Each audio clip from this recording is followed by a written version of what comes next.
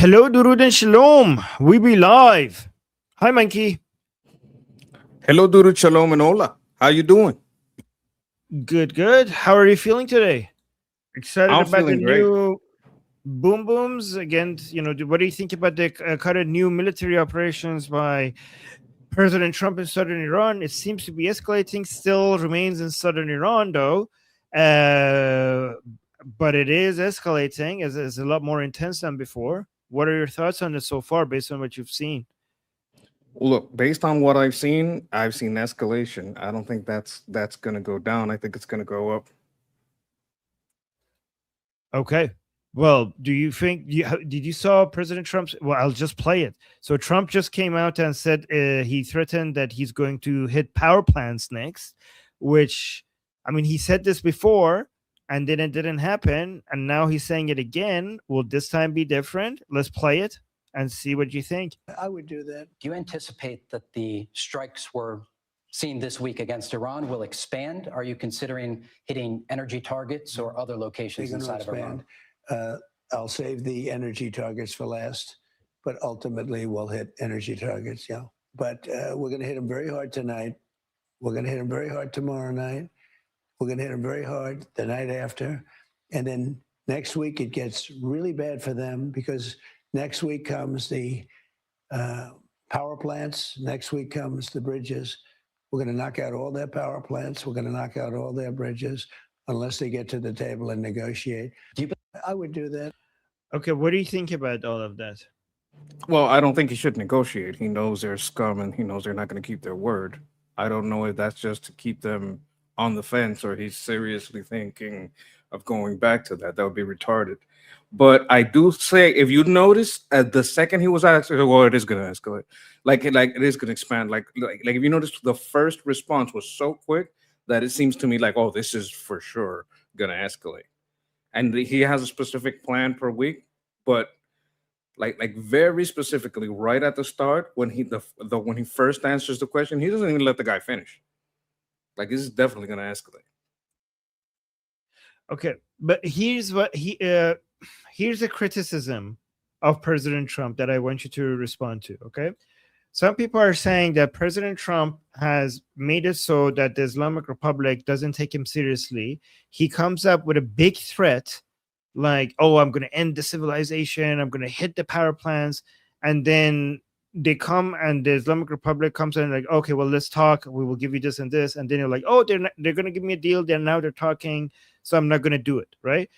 And so because President Trump has made huge threats so far and he didn't follow through, and by the way, I know what your response is going to be, I think, Monkey, but I just want to say this so that we hear your response, right?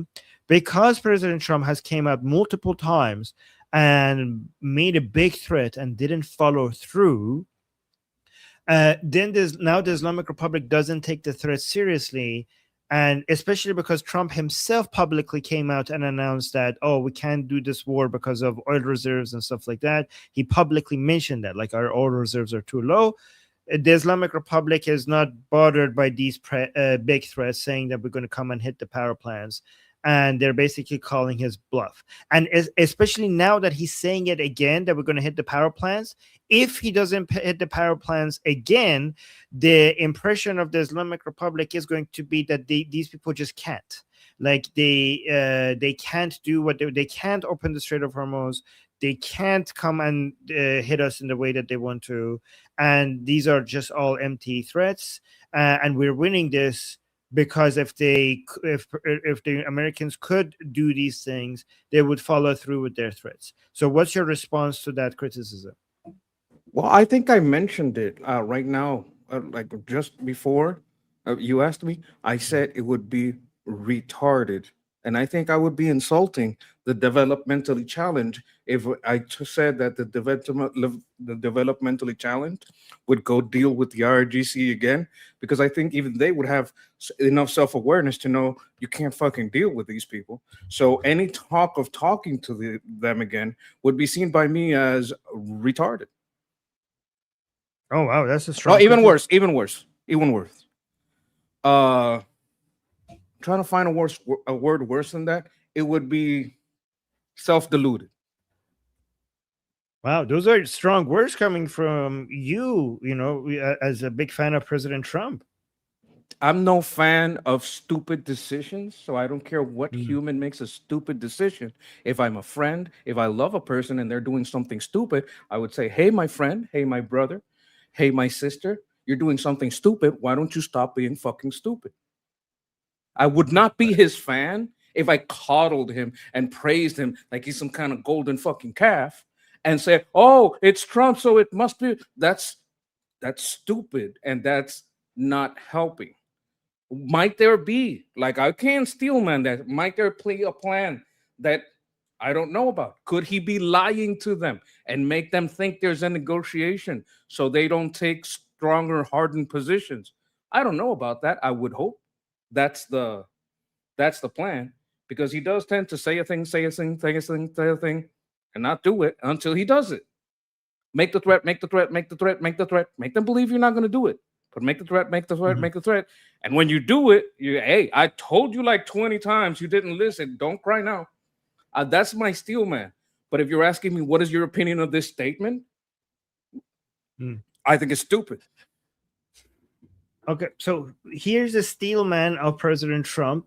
People who say that President Trump doesn't follow through with his threats need to remember that Ali Khamenei is dead. And Operation Epic Fury did happen. So the fact that he makes threats that sometimes doesn't happen doesn't mean that they don't always happen. Operation Epic Fury was the thing. Operation Midnight Hammer was the thing, and they were devastating. And in fact, the fact that some of them he follows through with some of them, the fact that he doesn't follow through with some of them, I think it's dishonest to suggest that Trump always chickens out, because we all remember that Khamenei was killed and Operation Midnight Hammer actually happened. And in my opinion, some of them following through with some of them and not with the other ones makes them unpredictable, and the unpredictability is an asset in war. I would also say there's things he's threatened to do and that hasn't done yet. Because if you look at the long arc of him saying he's going to do something, sometimes it takes a very long time, but it happens. So that you got to make that distinction, because there's a lot of people that at the time said, "Oh, he won't do it. Oh, he won't do it. Oh, he won't do it." And it might have been 3 months he didn't do it. But when he did it, they didn't go back and say, "You know what? I was wrong about him saying he would never do this." It's just that he took 3 months to do it. So that's kind of my steel man. There's things he hasn't done yet. But if you ask me, "Oh, let's go back and negotiating because you got hit again, just like all the other times they got hit, and that time they're gonna like, I don't. Why would you trust them again if you know they're scumbags? Why would you trust them again if you know you destroyed this, destroyed that, and then they came in, they talk, and they lied? Why? Why would any of that happen? Maybe if it's some mind games, that's the only way I could steel man that. Anything else would be stupid. Interesting. So, guys, I see your super chats. We're going to get to them very soon. I also want to mention this. If President Trump goes as far as, I don't know, taking over Kharg Island or attacking power plants to the point that it paralyzes the Islamic Republic, right? If he does that, then this is a level of escalation that will make the Islamic Republic do certain things that it hasn't done before. I know many people think that, well, Armin, the Islamic Republic has done what it is capable of. They're not capable of doing anything more. That is true to a certain extent. That is only true when it comes to what you have some with their missile capabilities. That is most of what they have. They do have some cluster bombs that they weren't using before and they're using right now, but what they target could change. The Islamic Republic has held back on massively targeting certain infrastructure that would devastate the oil market in a way that it hasn't done before. So, for example, most of the attacks of the Islamic Republic has been on U.S. bases, some infrastructure, some energy infrastructure, some civilian places, but not not at the level at it has been targeting so US bases. The Islamic Republic can start targeting energy infrastructure and water salination infrastructure in Saudi Arabia, Bahrain, Kuwait, UAE, and Qatar in a way that it hasn't done before. And if it does do that, it will it could really escalate the situation globally when it comes to the energy markets, especially now with less cushion in the oil reserves. It is uh, it is it is likely that the Islamic Republic would try to do that, and it's possible that it will have a way more devastating effect on energy prices than what we have seen in during the Operation Epic Fury and Operation Economic Fury. So that is a leverage that the Islamic Republic still has, that the Americans are aware of. And that might be one reason why the Americans are not going to that level. They can like it's so what the Americans can do, like taking over Harg Island, is easy for the Americans. Destroying power plants and energy infrastructures and bridges is easy for the Americans. It's really easy. What is more difficult is pushing back on the consequences from doing that, right? Um, Taking over Harg Island is easy. Defending American troops there while missiles and drones are coming at them, especially those cable drones. I don't know what they're, the ones that are basically connected Fiber to optic cable drones. fiber. Yes, yes, because those cannot be jammed, right? And the Islamic Republic hasn't used them yet, right? Defending against those is going to be difficult. Just think about the American soldiers dying in Iraq with roadside bombs. This will be even more challenging than that, right? And also protecting all of the energy infrastructure of the Arab countries around the Persian Gulf, that would be difficult. And if all of this happens, if the war escalates to that level and the Islamic Republic feels like, okay, I'm at the edge of collapse, there's no point holding back anymore, they could cause prices to skyrocket. What do you think about that, Mike? Well, we do have a history of taking over oil fields. We did it in '91. We did that's during the Gulf War. We did it in 2003. That's Operation Iraqi Freedom. We did it in 2017 in Syria. That was at the ISIS day. So we did it Task Force Shield. That was all about controlling that oil.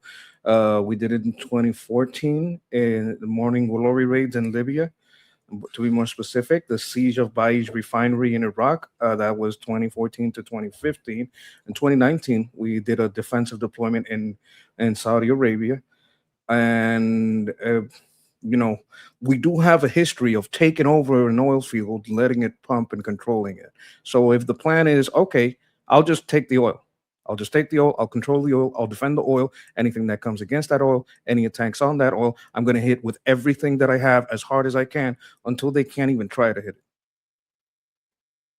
So the thing is that taking the place that has that the oil is that distributes the oil, and even the oil wells themselves are easy, but then operating them while defending them is difficult, right? So because it's not enough for United States to go and take over Harg Island, because if you take over Harg Island, what you're doing is that the Islamic Republic would not be able to export oil at the scale it used to, right? And that would devastate the Islamic Republic. But then the Islamic Republic would not send oil to Harg Island for it to get exported. So it will also devastate global economy. So if United States wants to take over the oil in a way that the flow of oil continues, they need to take Harg Island and, like, for example, Khuzestan province.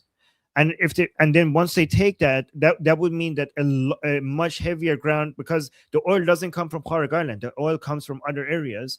And then the United States needs to go and take all of those oil wells, and not only that, but operate the oil wells. Taking and maintaining the land is something that the United States could do easily. But operating the oil wells for the flow of oil to continue, that is extremely challenging. And that is something we have a history of accomplishing. I'm not talking about an island, and I'm not talking about a day or a week. I'm talking about holding and operating, and I'm talking about a history, a long history. This is 25 years of doing it since 1991. Actually, this operation started in 1990. So it's 36 years of Where us was this having the again? ability to do that.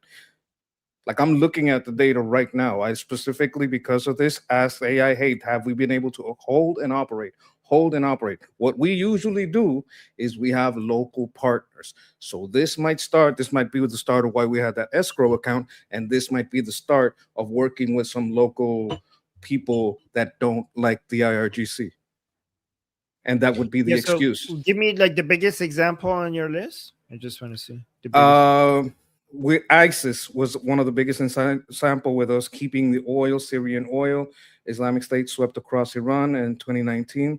The mission Iraq. involved again under Trump, deny ISIS the ability to recapture the oil fields, block Russian-backed Assad regime, secure steady stream of revenue for U.S.-backed SDF. Like, that was the mission was the revenue. Okay, so that's different from Iran because that's the government, the local government, it was on U.S. side, right? So you have, it's not like ISIS.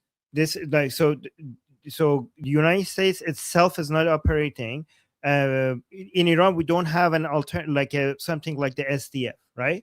In Iran, we don't have that. We don't have a local government in place that has an experience that has been involved with operating oil fields and the supply chain already exist there, defending itself against ISIS to come take the oil field.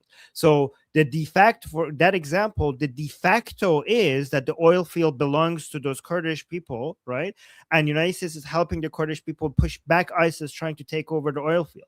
And those people are already a U.S. ally, and they already were in the process of operating the oil fields, right? And the supply chain of that. We don't have that in Iran right now. In Iran, we had the de facto is that all of the oil is in the hands of IRGC, and there is no alternative government or anybody managing the oil field. So that would not be. That's not the same. It's not the same, but that doesn't mean it's impossibly different. Like, we have to recognize that, like, okay, so if it's not exactly the same, and if I have these exact conditions, then I can't fulfill this mission. I think that there is a possibility of fulfilling the mission. I'm just saying what I'm saying. Like, let me finish. Like, what I'm saying is, we don't know if we have our test people that we can tap into. We don't know if it's going to be declared a government that is in absence, and these escrow accounts that we created a month ago could be where that money is going. And from the sales or whatever, we don't know what's going on. So there's so many factors of the way that we can do this that we don't know. That talking like it's impossible would be forgetting who we're dealing with. This is the USA. Okay. If anyone can do it, they can. Just to be clear, I never said this is what I'm adding. I never said it's impossible. Never claimed that. What I'm saying is that this is not just a little bit different; it's significantly different. And it's not impossible, but it's significantly more challenging. I only gave one example. Difficult. Yeah, I know, but every single one of those examples will be significantly different from what we're dealing with here right now. But the combination would be similar.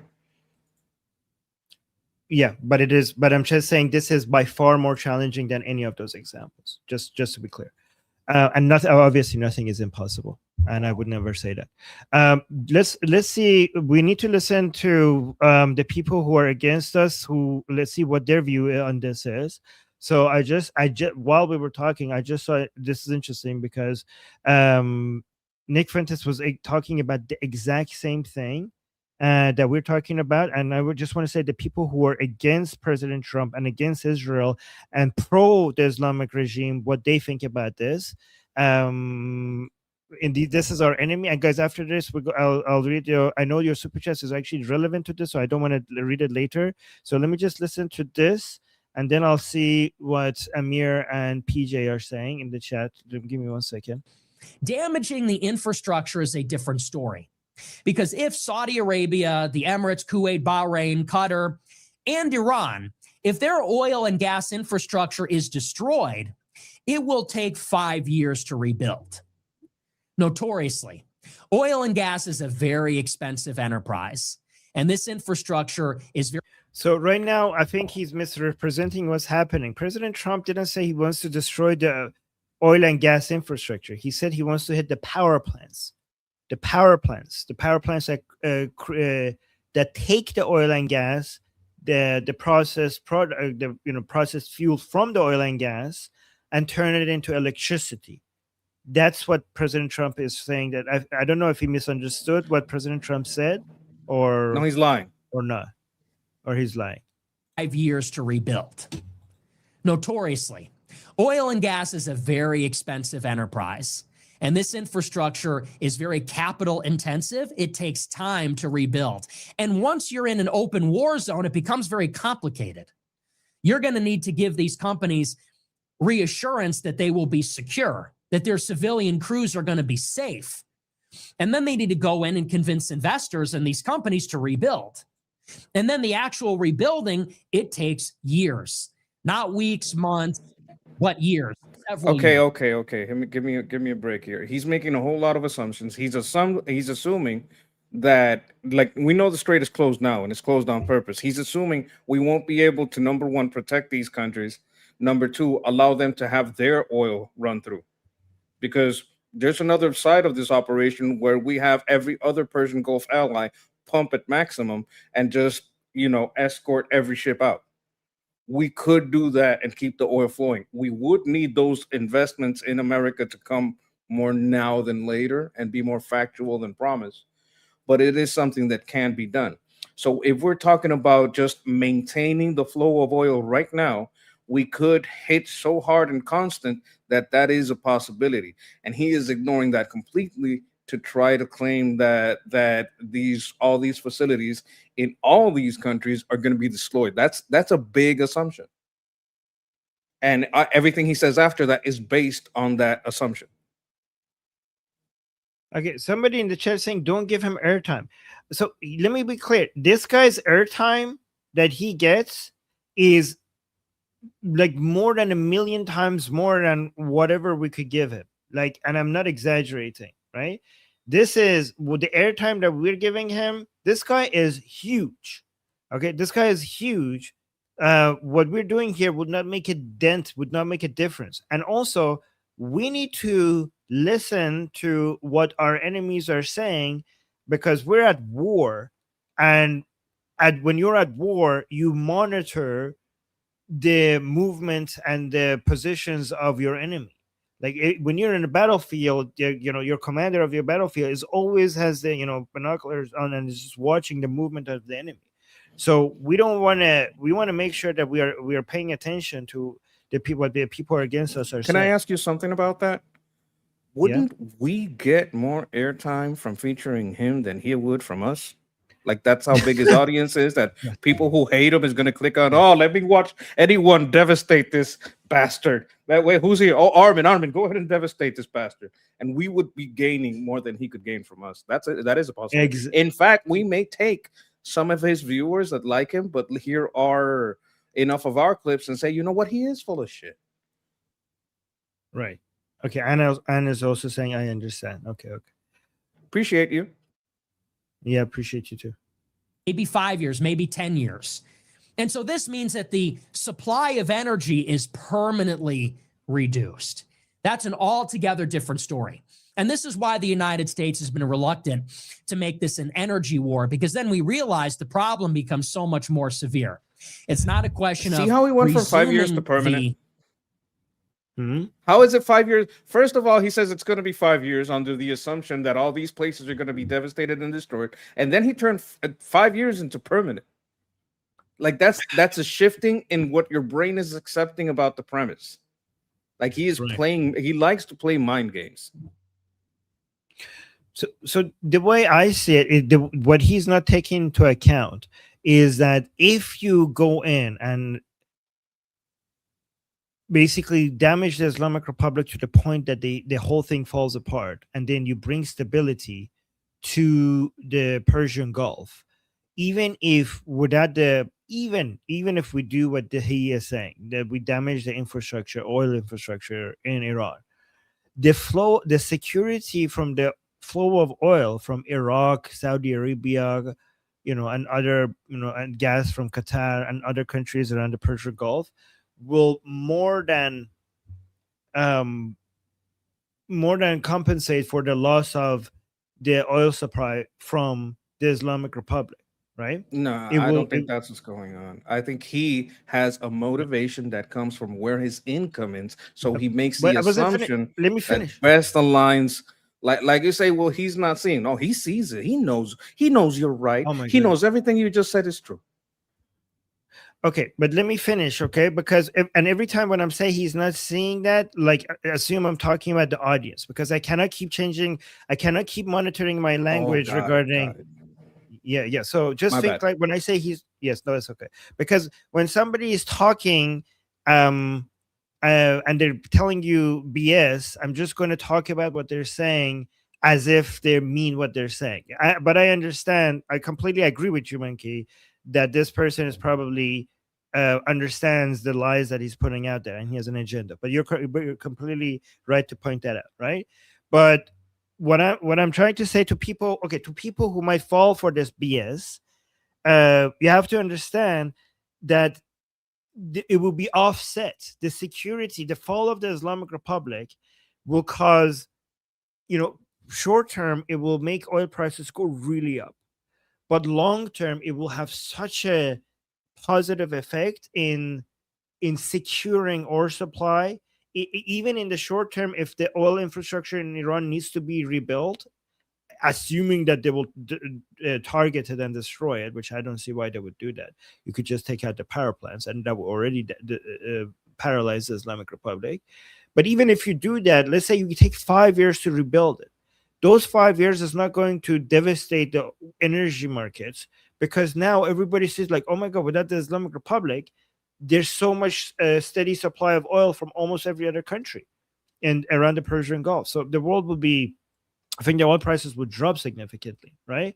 But I do believe to do that, the United States, to get rid of the Islamic Republic, the United States needs to do something that temporarily will increase oil prices to uncomfortable levels, right? And I think that, so Monkey, you said they need to do this before the elections. One argument for them needing to do this after the elections is how uncomfortable this is going to get. If United States does what it needs to do to get rid of the Islamic Republic, prices, the effect that will have on at the prices will be so uncomfortable, and it's a pain that maybe the world has to go through, because the other side of it is going to be very good. Like after that, everything is going to be really good. Yeah, I understand that line of thinking. I completely reject it. I don't think you can wait. I think waiting would be a problem. You can do operations, you can do defense, you can do attacks, but you would have to have an attack so massive and so devastating to the IRGC before the election that it would seem like it's dead. Even if you have to go back in after, you have to have massive operations. And this talk of a deal and coming back to the table, he needs to shut the fuck up about that. He needs to make them beg on their fucking television for a deal. That's the only way this stops. And he needs to say it like I'm saying it. I'm not going to hear their calls. They want to make a deal. I'm getting their calls, but their calls, they're always zipper dive me on the phone. And then when they go in the public, they act like they're big and tough. So I want them to zipper dive me on their fucking television. When they go on their television and beg the planet for a deal, then we will consider it. But until then, you're blocked on WhatsApp. I'm not taking your calls. I'm going to unblock you when I see that in public, because you don't understand the level of anger and rage that comes when every time he says he wants a fucking deal from a conservative. Like, American conservatives get enraged by talk about a deal with these people. These right-wing extremists, these woke horseshoe, woke right bullshitters, in no way represent the grand majority of conservatives. It's not even close. They're only this high up because they're funded. This person is funded. Tucker is funded. Candace is funded. This isn't organic. These motherfuckers ain't organic. And they don't represent conservatism. And people that don't understand conservatives see people like him and say, oh, how he represents like maybe 1 million people. Well, I'd say about half of them are from outside the US. I'd say another half of that, like 1/4 of them, are just lefties, propping themselves up and pretending to be the right wing, or just listening in because they like what he's saying. And it makes them feel like, oh, we're taking over both sides. And then maybe 1/4 of them are actually conservative. I don't give them any credence. I don't give their arguments any weight. And I'm going to tell you, real conservatives are sick of this fucking deal talk. And he needs to get something fucking done and shut the fuck up about a deal. Wow. And where are you seeing this? Where are you seeing that you're sure about this? Because people who only seek the anger rage clips aren't looking at the what is the narrative that is supported by most of conservatives. If you're like, you got to have a balance.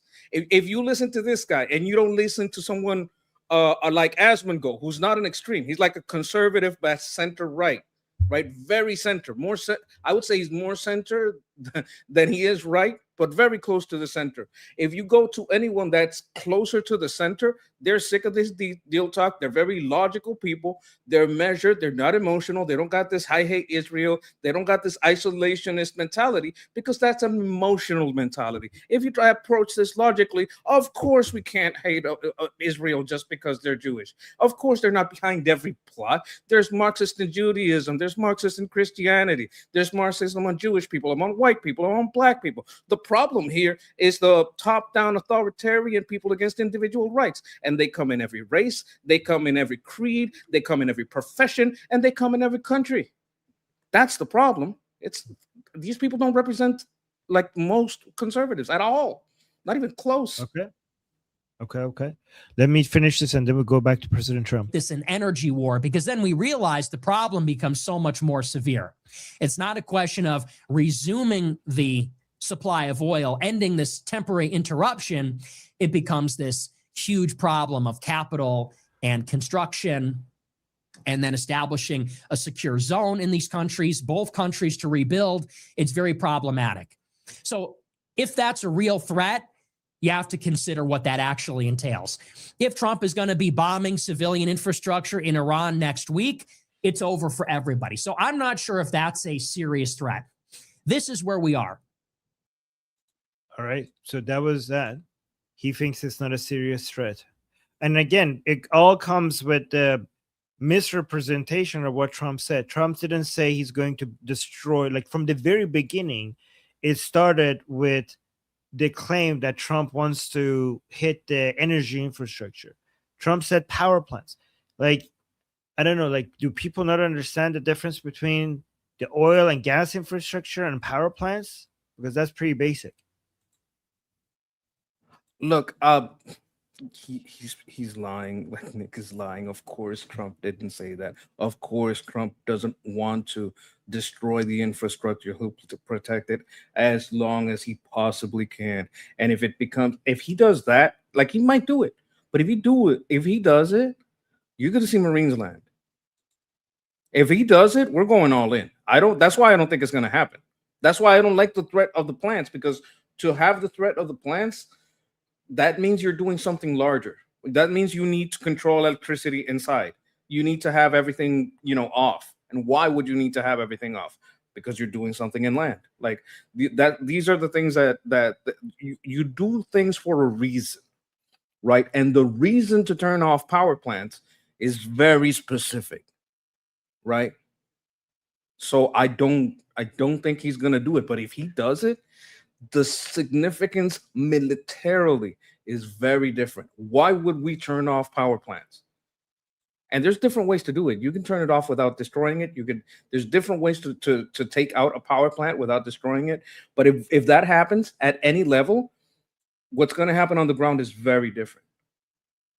And I still wouldn't underestimate the loyalty that some, battalions even in the Artesh might have to Prince Reciprocaly. I wouldn't underestimate how many troops we already have trained around. I wouldn't underestimate the things that are happening and say, oh, I should have heard it. Like I would have heard of something. We have done such large scale things in the past and so much with so few people in the past that I would not underestimate something going on in the ground. Like what we define and a ground invasion is very different from like boots on the ground. What's boots on the ground? How many people is that? Is it 5,000? Is it 10,000? Is it 20? Is it 100,000? What is boots on the ground? Is it a small force? Some of these boats carry 7,000 Marines. They don't carry them there as decoration. They're there to get on the ground. That's what they do. So when people say, oh, we don't want boots on the ground, that usually means a large scale operation. And on the left, sometimes if one boot touches the ground, oh my God, we've gone too far. But you have to know that the definition of boots on the ground is different for different people. And a lot of Americans would be willing to accept a small coordinating force to talk to and vet some locals. There's a lot of stuff that we don't know. That there's a lot of assumption of why this is impossible. That's just making everything harder. All right, let's see. We got 2 super chats. Amir with a super chat saying, listen to the president, hit the like button very hard. Thank you so much, Amir. Guys, hit the like button so that more people end up seeing the stream. I appreciate the cricket here. Thank you so much for always supporting us. And PJ with a question and a super chat. Thank you so much, PJ, saying, so I know the people of Iran have scheduled power outages. Will striking the power plants cause more outages for the people in Iran? Absolutely. Definitely. It will cause more power outages for the people in Iran. And let me tell you something. This is not a I don't have a poll. So just take it as, for what it's worth. But every single person in Iran I talk to, they know that if they hit the power plants are hit, they're going to have more power outages, a lot more power outages. But at least the people I'm talking to in Iran, they welcome it, because they say if this is necessary, if hitting the power plants is a necessary step towards regime change, then we'll go out without power for as long as it's necessary to get regime change. It's interesting because actually I shouldn't share this information. Never mind, I'll hold that back. But what do you think about that celebration of strikes, right? Like the people say, hey, get rid of these people, hit them hard. Like we're not gonna mind. Like that's kind of what you're getting at, right? Yes, because here's the thing: the Iranian people that at least the ones I talk to, what they say is that our infrastructure are the Iranian people, right? That's our main infrastructure. And if you hit the power plants and if you destroy the power plants, once the Islamic Republic falls, we will rebuild. We will rebuild. We don't know how to bring our people back. We can't do that. All the people that the Islamic Republic kills, all the talent that is wasted, all the minds that leave, all the genius, all the education, all the people that they kill, everything that goes wasted, we don't know how to bring that back. But we know how to bring power plants back. We know how to do that because we have done that before. Before the Pahlavi dynasty, Iran had the Qajar dynasty, and Qajar dynasty was a really horrible dynasty in Iran. And by the end of the Qajar dynasty, Iran was at the edge of collapse. Like we had like extreme hunger. We had, the whole country was falling apart. And during the Pahlavi dynasty, not only did he save Iran and kept Iran together, both the Pahlavi kings, they built so much. They built so much infrastructure, so many factories, so many universities in such a short amount of time. So we have the history that we know that we can do that because we have done this before. So we will build it, but we will build even better than what we had. Right? Germany, President Trump is talking about a couple of power plants. After World War II, Germany lost all of its infrastructure. To say Germany was bankrupt, it's an understatement. Everything, like 70% of Germany's infrastructure, entirety of their infrastructure was basically completely turned into dust. And Germany, after World War II, Germany rebuilt, and built so much better than what they had before. I mean, a lot of people are like, well, Armin, they had the Marshall Plan.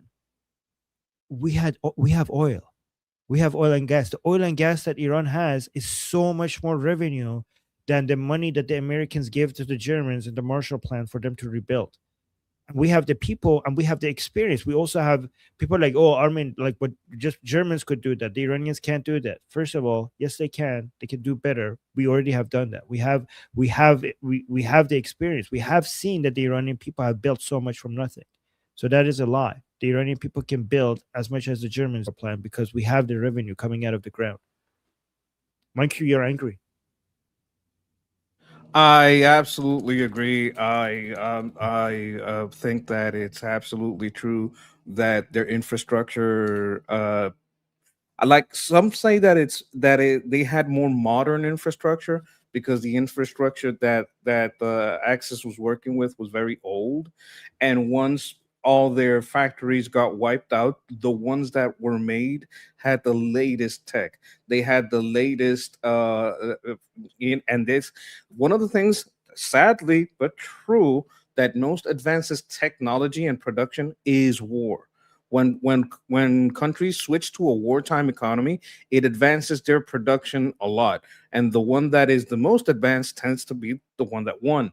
So once these people lost the war, they agree, we're going to change our ways, we're going to work with you. What they got was investment, and those investments came from people that had the most advanced technology when it came to energy, when it came to fabrication, when it came to many things. So what happened after the fall was a boom, and that's the reality.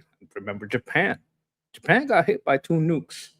Look at Japan now. It's one of the most modern nations. They do have some demographic problems, but that's very different problem than the problem of rising after a war.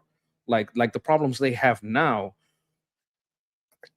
I mean, they started about maybe 10, 20 years ago. Like they need a little bit of more of a demographic boom. That's not the same. It's a very different problem from being able to rise after a war. They rose very well. And so can we, exactly. And then fleshy interloper, always looking at the strait, always looking at the tankers going through the Strait of Hormuz, gave us a super chat saying, whatever opens the strait. Fleshy interloper, guys, is very invested in the Strait of Hormuz, and he's watching it every single day, every single tanker. And here's a statement. Let me know if you, both of you, both Fleshy and Monkey, let me know if you agree with me. I don't think that anything can completely open the strait anymore other than regime change. Do you guys agree with that? Let me know in the chat as well. Absolutely. Like if you want to keep that straight, you gotta get rid of the regime. Otherwise, it's gonna be a problem. I think Kuwait is very invested in it because they don't have a lot of out. It has to be through the strait. So I not Kuwait, Iran, Iraq, Kuwait, like they need that strait open. Iraq was the prime minister that was over there. When I looked at the map, they don't have a lot of out into that strait. So they gotta get all the oil out through there. Is probably their best bet, right? I'm guessing. And I think that's another reason that they're there in the US, they're invested. And I think it's the same for a lot of people. I think they're going to get sick of IRGC interference. There is a land route. There is a pipeline from Iraq that goes through Syria and then goes to the Mediterranean that hasn't been functional for many years because when Assad was in power, Assad was a proxy of the Islamic Republic, and the Islamic Republic got Assad to shut down that pipeline. But now I think they're going to try to bring it back on to have more. I think they're gonna, the capacity of the pipelines are going to increase. Like Saudi Arabia is going to invest in that. Iraq and Syria are going to invest in that. UAE is going to expand its pipelines. But it is true that Iraq has only a tiny area where it has access to water. And that's why Kuwait is always in danger of being taken over by Iraq, because it always makes sense for Iraq to take over Kuwait because of how vulnerable they are with lack of access to the basically maritime trade. They have only a tiny bit of land, and they're very exposed. So, yeah. The only thing I would add to that is last time didn't go too well for them when they did that. And this administration seems to be much more favorable to maybe not literally directly to Kuwaitis, but definitely to the US. And we have interest there. I also remember that you said that even with pipes, it takes a long time to build new routes, and the capacity is nowhere near as much as tankers. So that's why that also matters. That would be a long-term plan, 5-10 years to get those pipes, new ones in and old ones working to capacity, right? Jelani would work with him, though. I think he would. If he has to hold his country together if he can. Flesh Interloper with another super chat saying, I worked in electric sector. You can't target easily replace components with modern weapons. You can target easily replace components with modern weapons. Oh, okay. So they could take out production for a while, but not permanently. Oh, he's talking about the power plants. Oh, okay. Now I said what I'm saying. So okay, this is a very good point Flesh Interloper is making. Okay, so there is a way to hit the power plants in a way that doesn't destroy them completely, but it turns them off, but in a way that is not it's destroyed completely, like only the parts that target easily replaceable components with modern weapons. But here's the problem, Flesh Interloper. If they do that, then the Islamic Republic will be able to bring them back on shortly as well. So it wouldn't be as devastating.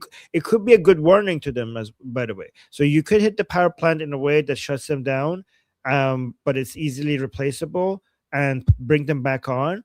But the problem with that is that it wouldn't be as damaging to the Islamic Republic because they could bring them back on as well. But it would serve as a really good warning to destroy only certain parts of the power plant without destroying it completely. That's a good point. Well, you could hit substations. Like if you hit a substation, that's going to take a week to fix. You understand what I'm saying? You have to get those large capacitors. I don't even know if that's the right name for it in there. And that could take you can fix it, but it's going to take a week, and a week without power is a lot. But you're not destroying the system. It's fixable. It's a good in between option as a warning to the Islamic Republic that look, we are actually serious. Exactly. Yeah. So President Trump here was talking about the naval blockade. I wanted to get your opinions on this as well, because he talks because Ali was frustrated yesterday when President Trump said the naval blockade was working very well. And then Ali was like, well, then why did you remove the naval blockade? And here's President Trump answering if he regrets removing the naval blockade.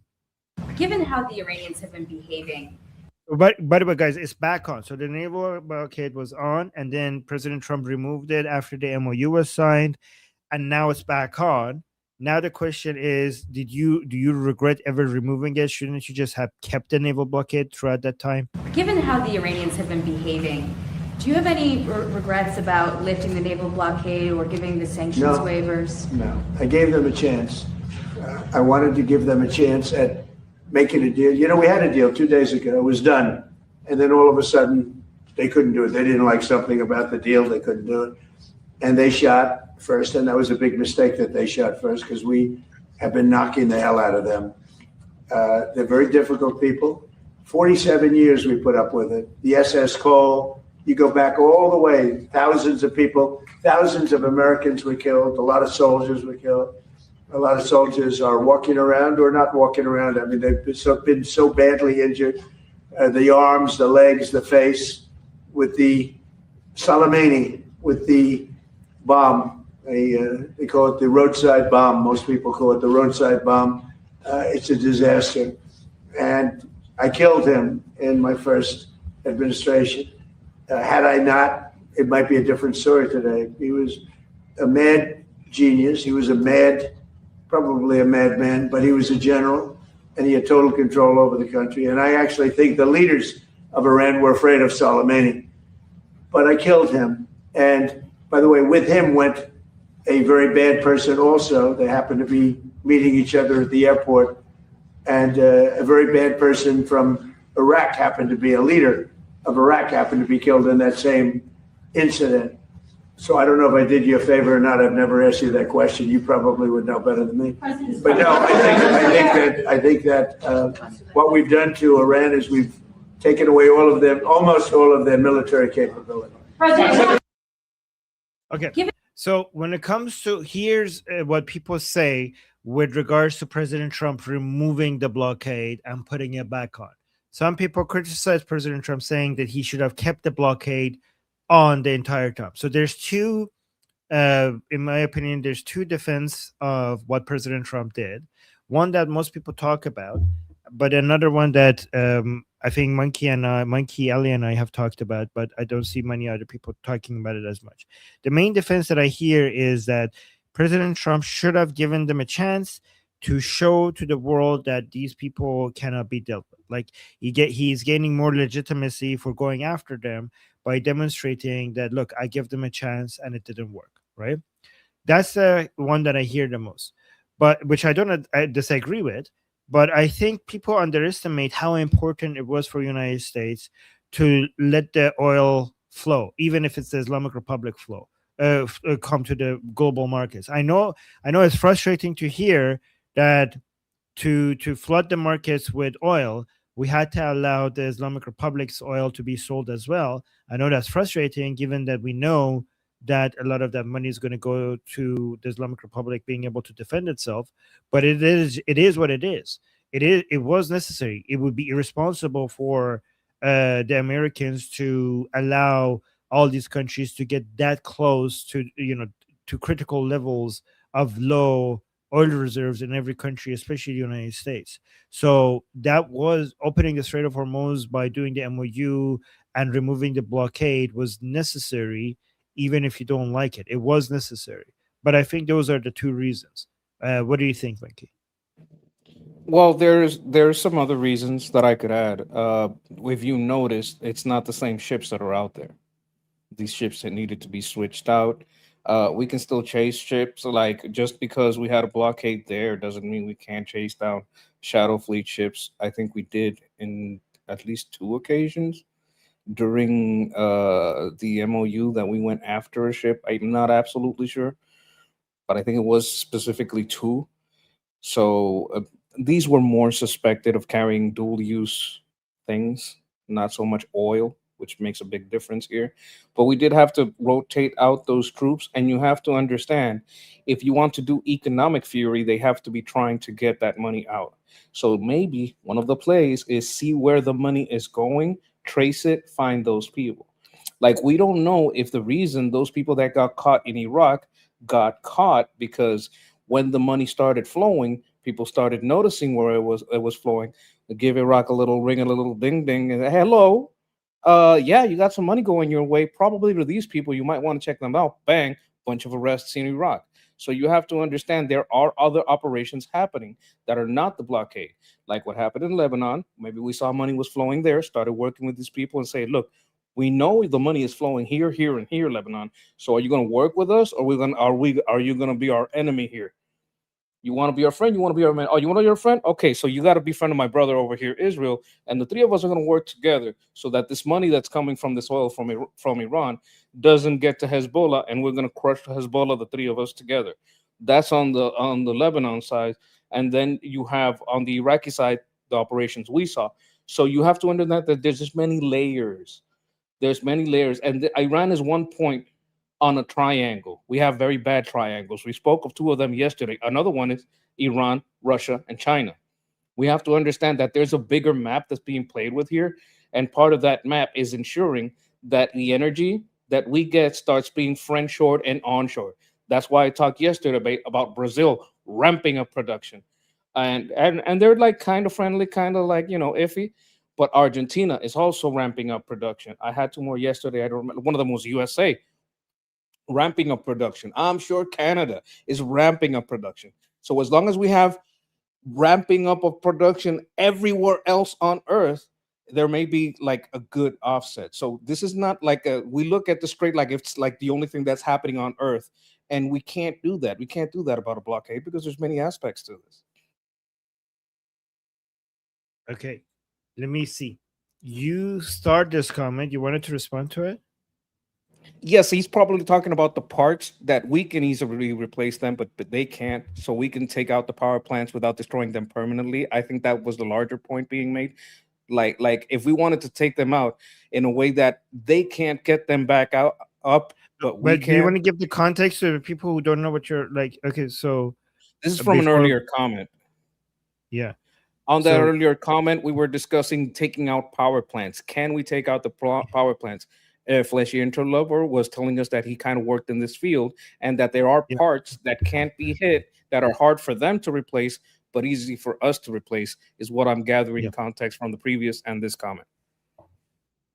All right, sounds good. We just got a new update. I'm not going to play this video. I'll just read you what's happening. This is the Islamic Republic's deputy foreign minister. He's commenting on the U.S.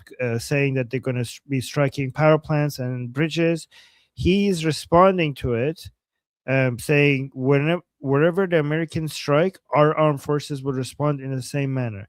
This strategy by Washington has already failed once.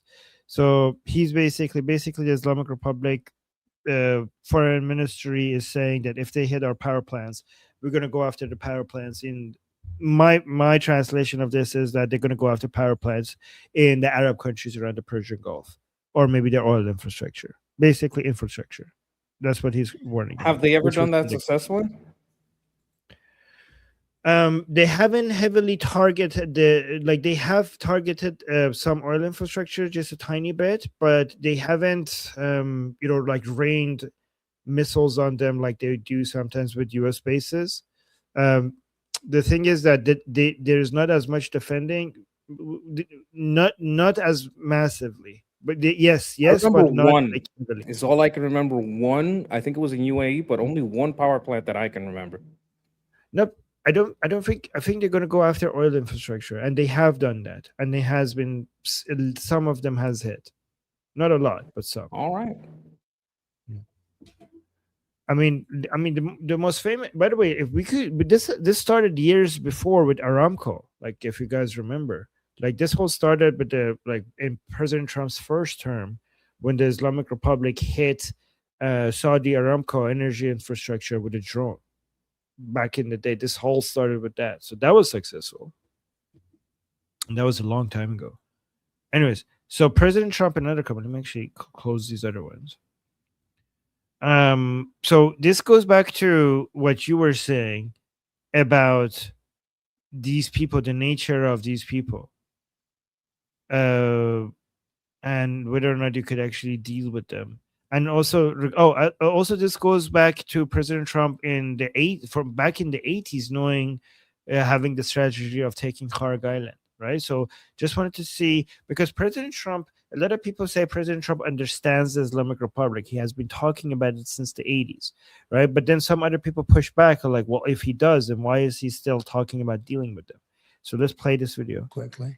You posted today on True Social comments that you made back in 1988 about Kharg Island. And at the time you said, one bullet shot at one of our men or ships, and I'd do a number on Kharg Island, I'd go in and take it. Yeah. Do you still intend to take Kharg Island? So I can't say that to you, because if I did, it would be foolish, right? But it'd be nice to make a little headlines, but it would be foolish. But I'll tell you about Kharg Island. So we've already... Are you ruling out a ground campaign in a limited capacity?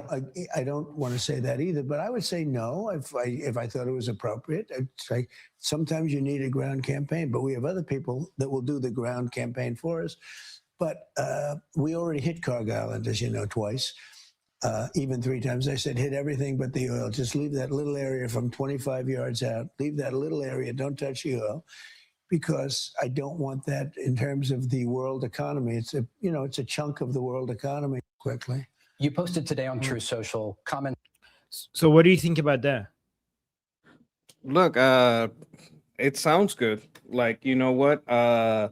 It sounds like things are gonna happen. I don't know what to tell you, man. Like when he says other people are gonna do that, I don't know who those people would be. Like, who would you entrust, right? Like, if you had to pick, not from Iran, not from inside Iran, who are you gonna pick? You can't pick I don't separatists. know. That's stupid. I don't think anybody else has this capability to do anything like this. Like, who President has Trump, large ground forces near? nobody. Nobody. You Okay, so that's a United problem. only United States.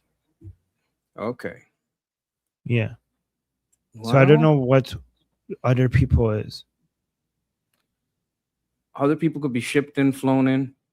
I have to analyze this. I can't off the top of my head make sense of this. Like, you can have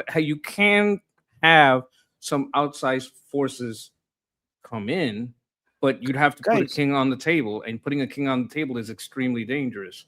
I don't know how else you could do it. You could have an announcement that you support this, but I don't see any move that can be made without having a king on the table. so look at this. People are saying, first of all, Saudi, come on, guys. Like, what do you mean Saudi? Saudis No. can't even deal with the Houthis. So no, not the Saudi. The The- Saudis get their troops you- from Pakistan or something, right? Saudis don't have any. Saudis just have some air force and missiles, and they don't even know how to use them. They have nothing. Okay, some people are saying Iraqi Kurds and Syrians. Kurds are so low in number, and they're far, like they're the Kurdish separatists. If you're talking about, they're so far away from this area. Like they could basically You're talking about Western Iran. No, not Kharg Island. So no, Syrians can't even deal with holding their country together right now. Syrians need to focus. The Syrian army needs to focus on not holding Syria together, and that would be the worst thing that they could do, because Syrians' main priority right now is to keep the Islamic Republic out of Syria. If they get involved in anything like this, then the Islamic Republic will move into Syria like they have never done before. So Syrians would not be interested in that at all. Iraqis will not be interested in it as well, because Iraqis are right now very much motivated to push in a situation where both the Islamic Republic and United States is leaving Iraq militarily, and United States is entering Iraq economically. That's what they're pushing for. They have no appetite to get involved in anything like this. So none of those work. Yeah, but do they have a military, like infantry? The military is weak. The main armed forces in Iraq are so is kind of like is basically loyal to the Islamic Republic. It's like Hash al-Shabi, Kataib, stuff like that. So Okay. So yeah. So main That would just be reinforcements for IRGC.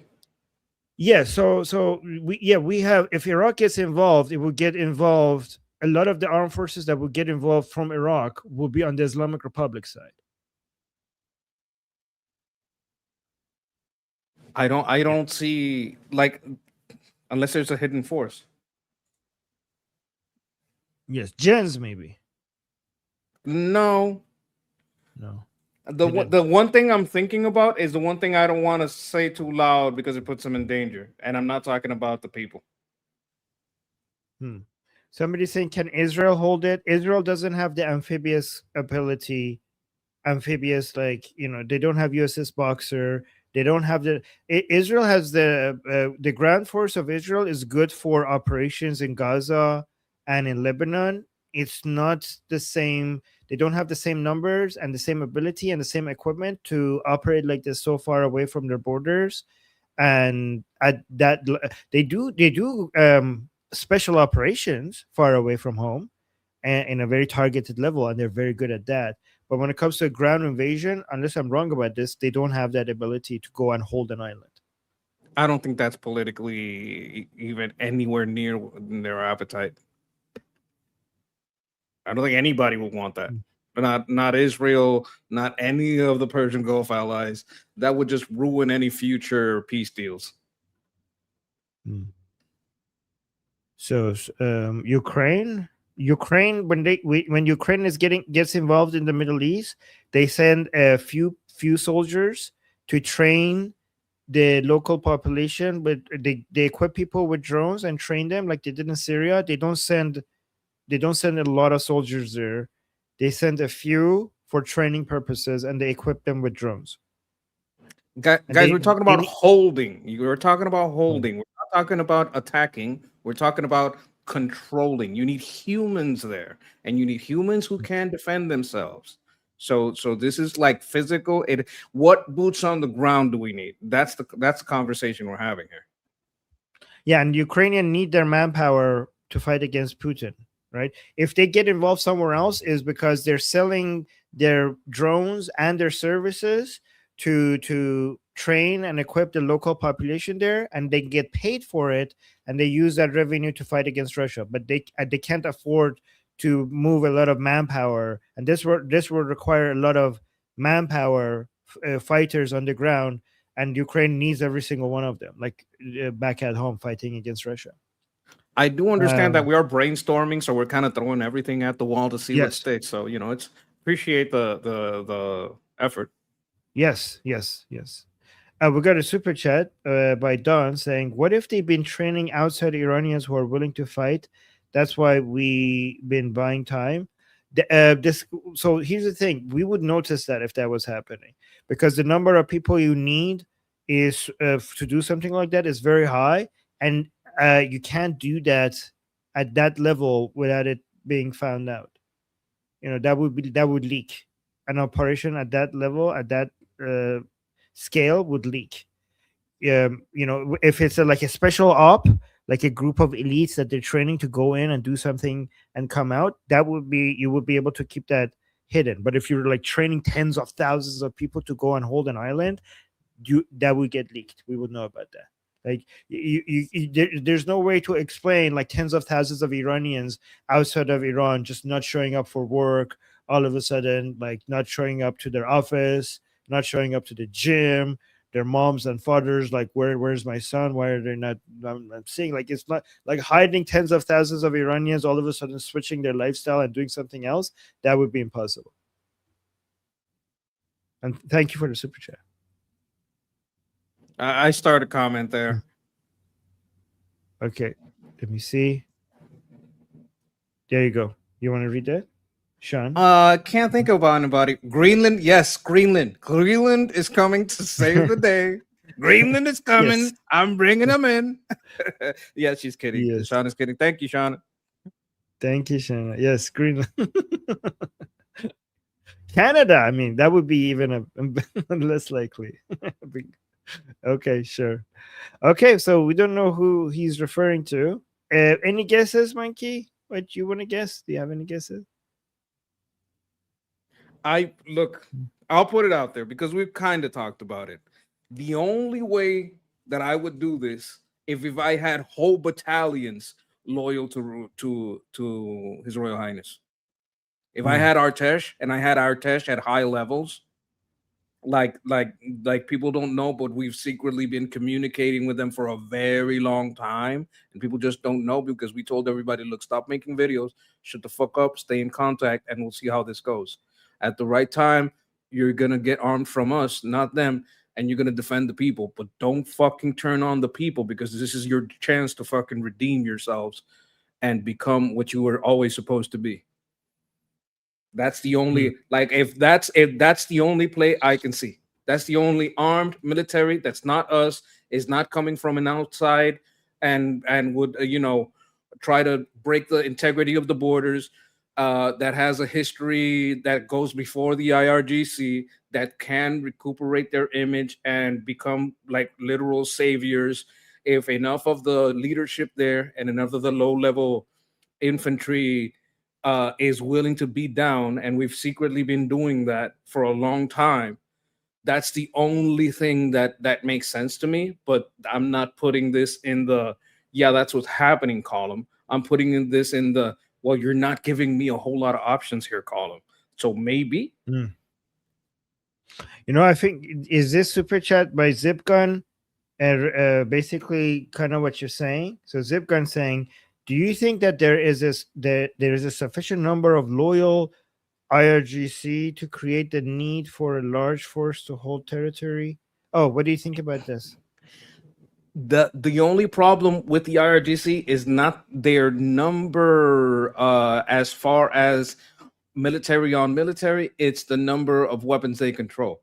Like if you could take away their toys, they're not that big. That's my estimate when you like, especially loyal. Like look at that operate loyal RRGC to create the need for a large force to create territory. If it's IRGC versus Artesh and we're arming Artesh, I don't see IRGC with our intelligence, our airstrike capabilities, our satellite capabilities, our air, like, you understand what I mean? Our drone support, our arming specific battalions, that would be very hard. If Artesh became like the hero of the day and, swore allegiance to the transitional government under Prince Reza, that's the only move I can think of. That's literally the only move I can think of that makes sense and checks all the boxes. But I'm not trying to put out there, oh yeah, this is what's going to happen. This is like, look, you got me up against the wall. If I got to pick one, that's the one I'm picking. So let me tell you something. Right now, there is enough IRGC to be able to cause significant risk to American or any other soldiers who want to occupy Kharg Island, right? And the way that they will cause that risk is not by showing up there and fighting face to face with the Americans. If they do that, that would be really good for the Americans because they will basically get rid of them within minutes, right? That would be a suicide. Like every single American soldier would be able to take 101 of these people out easily, not just because they're more elite, but also because of the technology that they have. It would be like sending soldiers to fight the Islamic Republic soldiers to fight head to head with American soldiers is just Islamic Republic just sending their soldiers to get slaughtered, right? That would be so easy for the Americans to take care of. The thing, but what they do, what the Islamic Republic does that will cause significant risk to the Americans is just shower missiles and drones, fiber drones and everything else that they have on them, right? That is harder to defend against, especially because you're not going to have like the Patriot or Thought system. They're not going to be able to bring that with them to the island, right? And even if they do, that's even more dangerous because while you're moving it, then such an expensive system is now could be target before you actually install it, right? So that is the difficulty. That is the danger here. And there are enough IRGC people to operate drones and missiles, launch missiles, when the Americans get close, right? Right now, the reasons why Americans are safe is because they're far away and they're shooting, they're targeting the Islamic Republic with missiles from a safe distance, right? And if you want to bring American soldiers closer, you have to first get rid of all of these IRGC launching sites, and also you need to blind them completely, taking out all their towers and radars. You need to do more. You probably need like weeks of operations in not just southern Iran but a little bit into the middle of Iran to be able to clear this completely for the American soldiers. Not completely, but to the point that is manageable. But however, what I can report to you is that what we're seeing, and this is something you're not going to hear anywhere else, but we're noticing this, is that more IRGC fighters are now complaining that our jobs, we're not getting paid enough, and the payments are delayed, and a lot of them are losing faith in the Islamic Republic, but also the risk of their jobs is too high. Like they think like their commanders are just too, they basically move them is too easy, is too, they're showing no care for their soldiers. Like they're noticing how worthless their lives are. Like their military commander are asking them to go to do very dangerous stuff without it having that much return. Like, for example, we saw in Telegram, one of these soldiers was complaining that my commander just told me to go and shoot at these planes, knowing that none of them is going to hit an F-35. And I'm there sitting and easily, like, he's not going to do it. He's not going to go and put himself at risk, but I'm shooting at these F-35s. He knows it, and I know it, that none of this will even reach it. But the F-35 can reach me, but I can't reach it. So I'm just sitting there, and they care so little for our lives that they just put us there doing useless things, and they do nothing to try to protect us from dying, right? And more of them are talking about this. So in that kind of an environment, it is pretty reasonable to assume that there's a lot of defections. The infighting between different regime officials means these soldiers think that they're fighting for something that is not even a just cause, because the Islamic Republic is not, the supreme leader is not there. And are we even on the right side? If there's so much infighting between the Islamic Republic, are we even doing something that is right? Like, I don't know anymore, right? I'm not getting paid and my life is being put at risk. So many of these people are going to defect. One thing that I think that the United States should do, that might sound very cruel, but I think it will be very effective, is to target these soldiers at home, so that they know that even if they're not in the field, just by the fact that they are part of the IRGC and fighting for the IRGC, they might get targeted anywhere they are. They might get targeted even when they're not in the battlefield, unless they come and register in this platform by Princess of Pahlavi. So basically, there needs to be an understanding that if you are fighting for IRGC, you are going to be a target wherever you are. And there needs to be, even if you make an example of low ranking, because some of these soldiers think like, oh, well, I'm low ranking, I'm not going to get targeted. High ranking people are going to get targeted. But if you put out a few examples of low ranking IRGC soldiers getting targeted while they're not at the launchers, while they're at home or shopping or just in their car doing their daily things, then I think that would astronomically increase the number of defections, because most of these people don't want to die, unlike what they kind of tell you on Islamic Republic media, that, oh, these people are willing to die. These people don't want to die. And if they see that the Americans and Israelis are hunting them anywhere, they will go and do whatever they need to get the Americans off their back. If they have to go register to a website saying like, you know what, I'm not going to fight for the Islamic Republic anymore, sorry, please spare me, that will cause, if the Americans and Israelis do that, that will cause mass defections, mass number of defections. What do you think about that? Is that I think that's a terrible idea. You can't hit these people at home. You can hit them on the way home. Like if he left the launcher and he gets in his car, hit him in his car. But you hit him at his home and he has 3 kids and a wife, we're gonna be watching those 3 kids and that wife for 6 months. Okay. Like we would yeah, okay, maybe he got out the car, out the launcher, or out of the anti-air turret, and got in his car, and you still got him in his car. That I support. But the collateral damage has to be kept at a minimum, because we're still hearing about the Minab school. That's my only pushback.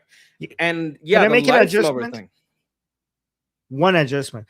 In my head, I assumed a lot of these people are single incels that are living home alone. But yes, if they're living with their family, hit them on their way to work or somewhere else. But hit them in the car, hit them on the motorcycle, wherever they're going, like on a transport truck. If there's a transport truck with like 5 of them, sure, hit that thing. But I would avoid at home because of collateral damage. You might hit the house next door, because it's like 10 feet away, 20 feet away. So I would avoid that. The other thing is the life lover thing. These people, they may not be life lover. They might literally not be life lover. That doesn't mean you want your life wasted. And if you know your AA, your anti-air flak gun, it's sending bullets up there, and the bullets are exploding in the air, right? But they're nowhere near the height that can do anything. You know, you're just making yourself a show for locals and a big fat target. So just because you're not a life lover doesn't mean you want to waste your life. And I think that's what's demoralizing, not just because some of them lie about not being a life lover, also because they don't want their life wasted, even if they aren't a life lover.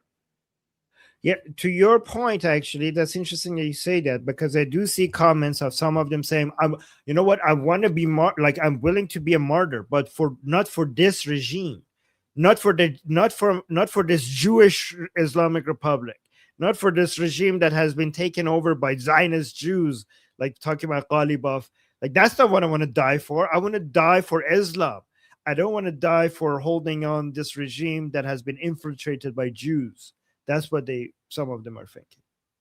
Well, look, I accept that, but like even operationally, even if you are like even if you're wearing a suicide vest, you don't want to blow yourself up where there's nobody else. Right. You understand what I'm Yeah, saying? exactly. Like you don't want Yes. to die while being ineffective. Like Yeah. I By the don't way, suggest that YouTube, kind of just to vest be for clear, anyone. YouTube AI, I don't know how stupid you are if you understand what we're talking about. We're against terrorism. We're against people dying for no reason or people going out and getting martyred for Islam or stuff. We're just analyzing the thought process of regime fighters. Okay, so cool. We're cool. We're cool with that. Please do not strike us down. We're just discussing that. Oh my god. All right. Yeah, We you have don't to want to be die with very no effect. That's the larger point. yes. Okay. And then we have Shauna with the super chat. This is actually this is something I didn't consider. The forces that we're talking about here. We should have considered this option. I don't know how I didn't see this. You're right, Shauna. Shauna is saying maybe Elon invented a time machine, and it's mercenaries from the British Royal Navy from the 1890s. Yeah, that's a good point, Monkey. Why didn't Now, we think here's of why that? it's so intelligent, because you would want to go after shipwrecks because they're all assumed dead. So if you get them out of the water, you're not really Right. affecting the timeline. They weren't gonna survive, right? And nobody had to find Oh. them because no one was even looking. So that way you do get personnel, but you get personnel without affecting the timeline. You don't want to get somebody that was gonna affect the timeline, and you also don't Okay. want to affect burials and all these things that might change people's outlook on life. You don't want to check the timeline. So this is a very intelligent way to do it. You go after shipwrecks, and you go after people that are presumed dead. This is a great plan. Yeah, there's we should try to amplify this so that more people consider it. Thank you, Shana. Great strategy. Veteran Huffman is saying, oh, so this context for this is in regards to me saying that tens of thousands of Iranians that are probably not being trained to go out and hold Kharg Island, because something like that would be leaked and it would be impossible to do it in a way that nobody would find out, right? So that's what I was suggesting. And Veteran Hoffman is responding saying it's actually not impossible, Armin. Think about the KGB sleeper cells from the 59s to the 70s. They were programmed to be normal Americans, but once activated they became families of Soviet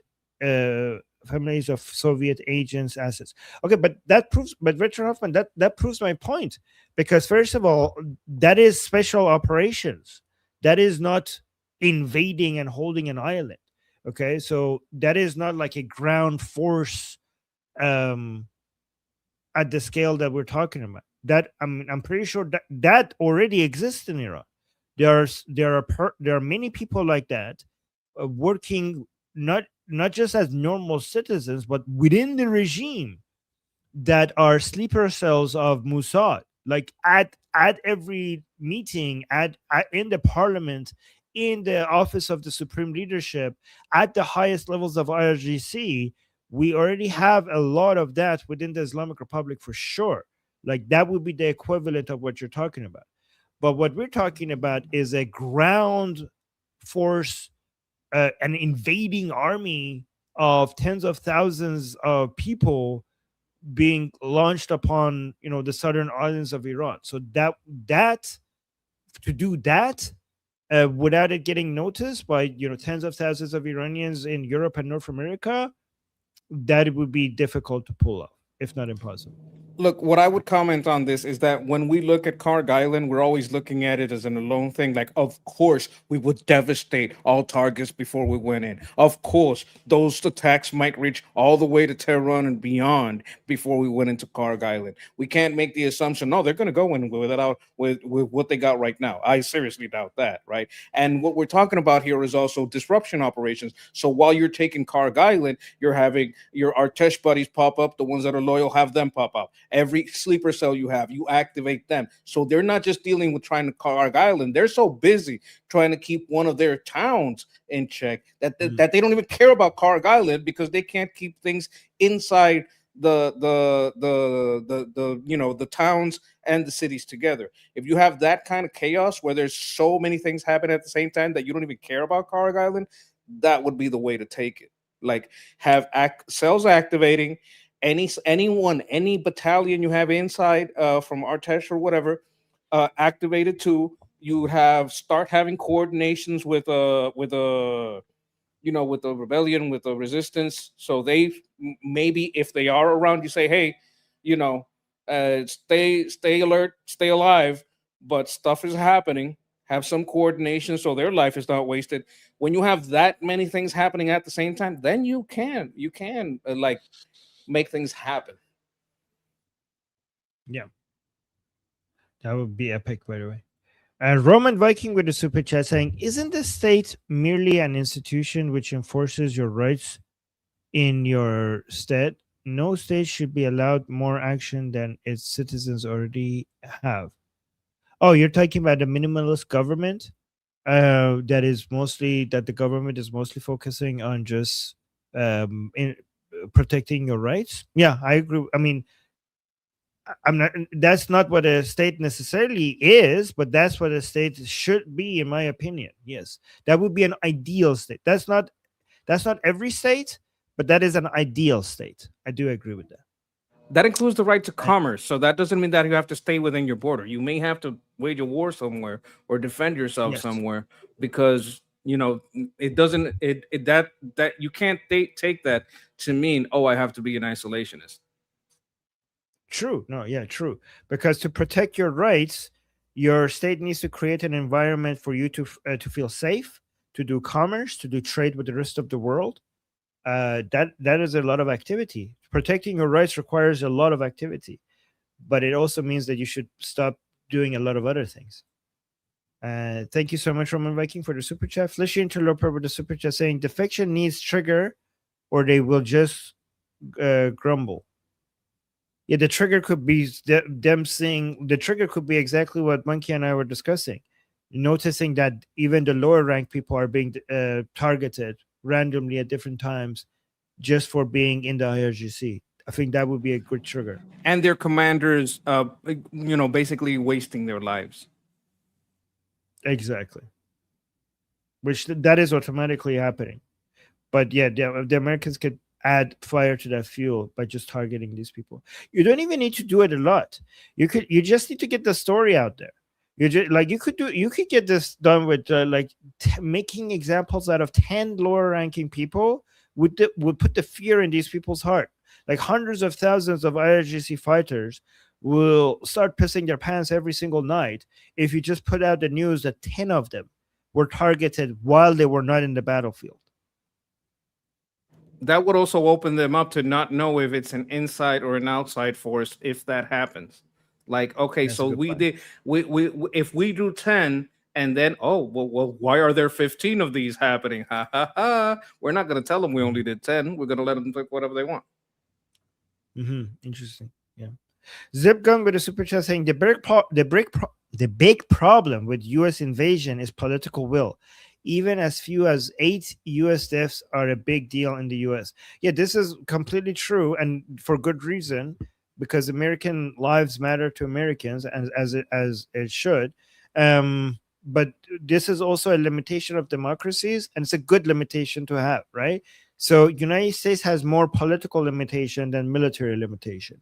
And it might seem like a bug in the system, but long term it's a feature. A country that values human life and values other Americans valuing the lives of their soldier, in the short term these will turn into some self-imposed limitations, but in the long term it turns you into a stronger, more prosperous country that could afford a bigger military. But yes, political capital is a bigger limitation in the United States than military capital. I would add to that sword cuts both ways. That's a double-edged sword, because if you kill 8 U.S. members, they may not say, "Oh, we have to turn back." We may say, "Oh, now we need revenge. Now we must respond. We must. If they killed 8, we must kill 80." Like that's not, that political will doesn't always cut the way you think. I mean, Democrats will every time say, "Oh, we don't care about life," usually, but today we really care about lives, and that's too many U.S. American soldiers that I always talk shit about because I'm a Democrat and I hate our military. But now that it's convenient for my virtue signaling, I'm gonna say this is too much loss.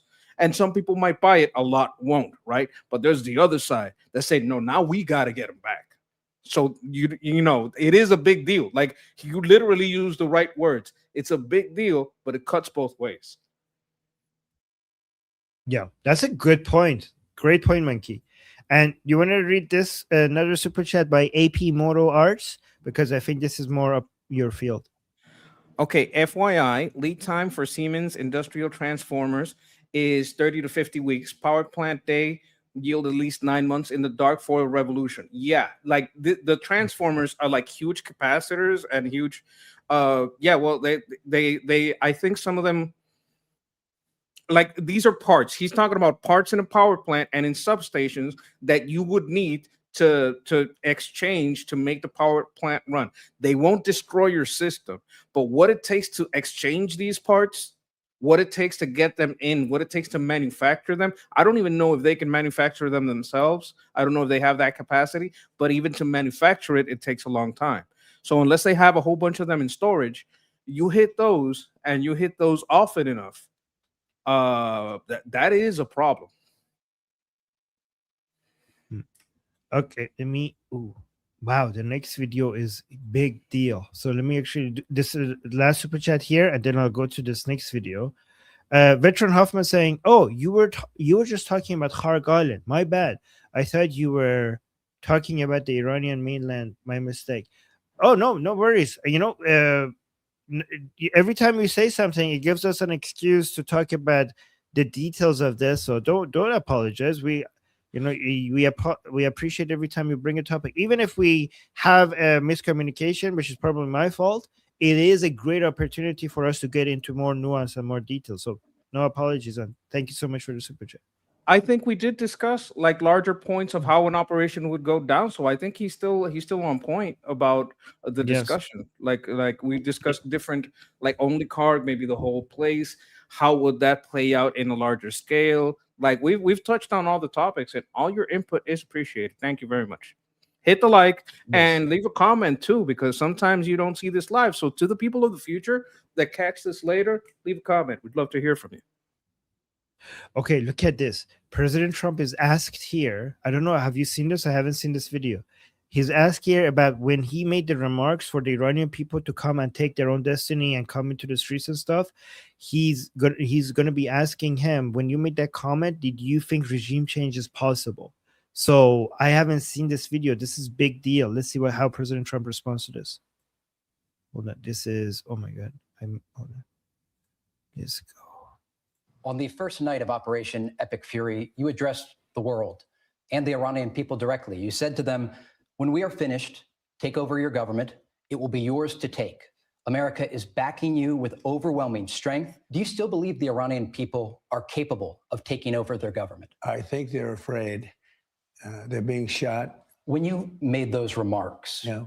did you believe regime change was possible at that time? Yeah, I did. If they had guns, if they had weapons, I had no idea that they would be willing to kill 52,000 or even any people. On the first Wow. What do you think, Monkey, about that statement? He said, I had no idea that the Iranian regime would be willing to kill 52,000 or even any people.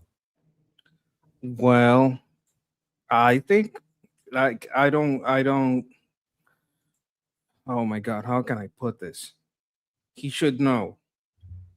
Like, what are we talking about? They've done this before. Like, what happened? Like, remember that time that girl got killed for not wearing the hijab, and there was a big thing about that. Like, you know, I think at that time he didn't think they would be that willing to do that, and maybe didn't expect that many people to go out. Like, he didn't expect that at that time. But yeah, of course they do that. They've done that many times. Like, just Well, I'm very sorry to the people of Iran. I don't remember the name of the young woman that had Massa. okay, so Massa that Amini? was a large that turned into a large like, well, not a large but a movement and a bit of an uprising, and that led to many deaths. Am I correct? Yes. Okay, there were many before that. That was one of many. Like, these things happen like almost cyclically every few years, right? Yes. Okay, There were many big ones before it as well. so like any sober analysis of what the regime is capable of, would know that, right? Maybe the scale is something that's different. Maybe he thought this time was different, but this is me steel manning. Like, in my heart, I'm gonna say, of course you fucking knew. Or, like, if you didn't know, you're a fucking dumbass. Of course you know, right? And you guys know he's the best president I ever had. Like, I think he's a great president, but sometimes the way he speaks, I don't understand where he's going with this, because he should fucking know. He's the president. He should, like you should know about what happened in the previous protest. You hate this regime and have hated it for a long time. The reason he said what he said in 1988, because he's pissed because of the way these people treat people. So it's like, people can see the significance in seeing regime shame in this and that, and I'm like, okay, that's fine, but the way you're wording this, I don't get it. If he is, some people in the chat are saying, like, what, guys, of course he already knew. Okay, like, he knew. If he did knew, what would be the point of saying I didn't know? Because I understand, because I understand not knowing that the Islamic Republic would kill 52,000 people. Exactly. More than 52,000. I understand that, but when he says or any amount of people, obviously he knew that the Islamic Republic kills people. I'm sorry. I'm gonna ask you for a big favor. Can we run it back to the, like, I wanna hear Yes. it again, because maybe I'm hearing wrong. Of course. Yeah. Maybe that's a good point. That's a good call. Let's listen to it again. On the first night of Operation Epic Fury, you addressed. By the way, guys, this clip was cut. Like, if you think I am, this is a misrepresentation, this is posted by the interviewer himself, Trey Yingst. Okay, so don't think like I'm being dishonest with the editing here. Okay, so that's good. On the first night of Operation Epic Fury, you addressed the world and the Iranian people directly. You said to them, when we are finished, take over your government. It will be yours to take. America is backing you with overwhelming strength. Do you still believe the Iranian people are capable of taking over their government? I think they're afraid. They're being shot. When you made those remarks, Yeah. did you believe regime change was possible at that time? Yeah, I did. If they had guns, if they had weapons, I had no idea that they would be willing to kill 52,000 or even any people. Okay, there you go, Monkey. Look, there's some things there in the edit that make me think it's not deceptive, but I'm not getting because did you see that there are cuts in this, right? So in one point, he's talking about, he clearly said, when we finish, which means if you go out into the streets before we finish, we won't be able to help you, right? So this is something that got lost in translation, I think, because it's not the same to say when we finish, take over, then go out, take over right now. And when you cut to the part where they're talking specifically about the 52,000, like right where it starts there, I'm seeing some cuts that I don't understand. I kind of want to see the full interview because the statement is not making sense to me. Like, it's just literally not making sense to me. And I think there's something lost because, look, I love the guy. I think he's a good guy. I don't think he's perfect by any means, but I know he rambles a little. And I don't know if they cut him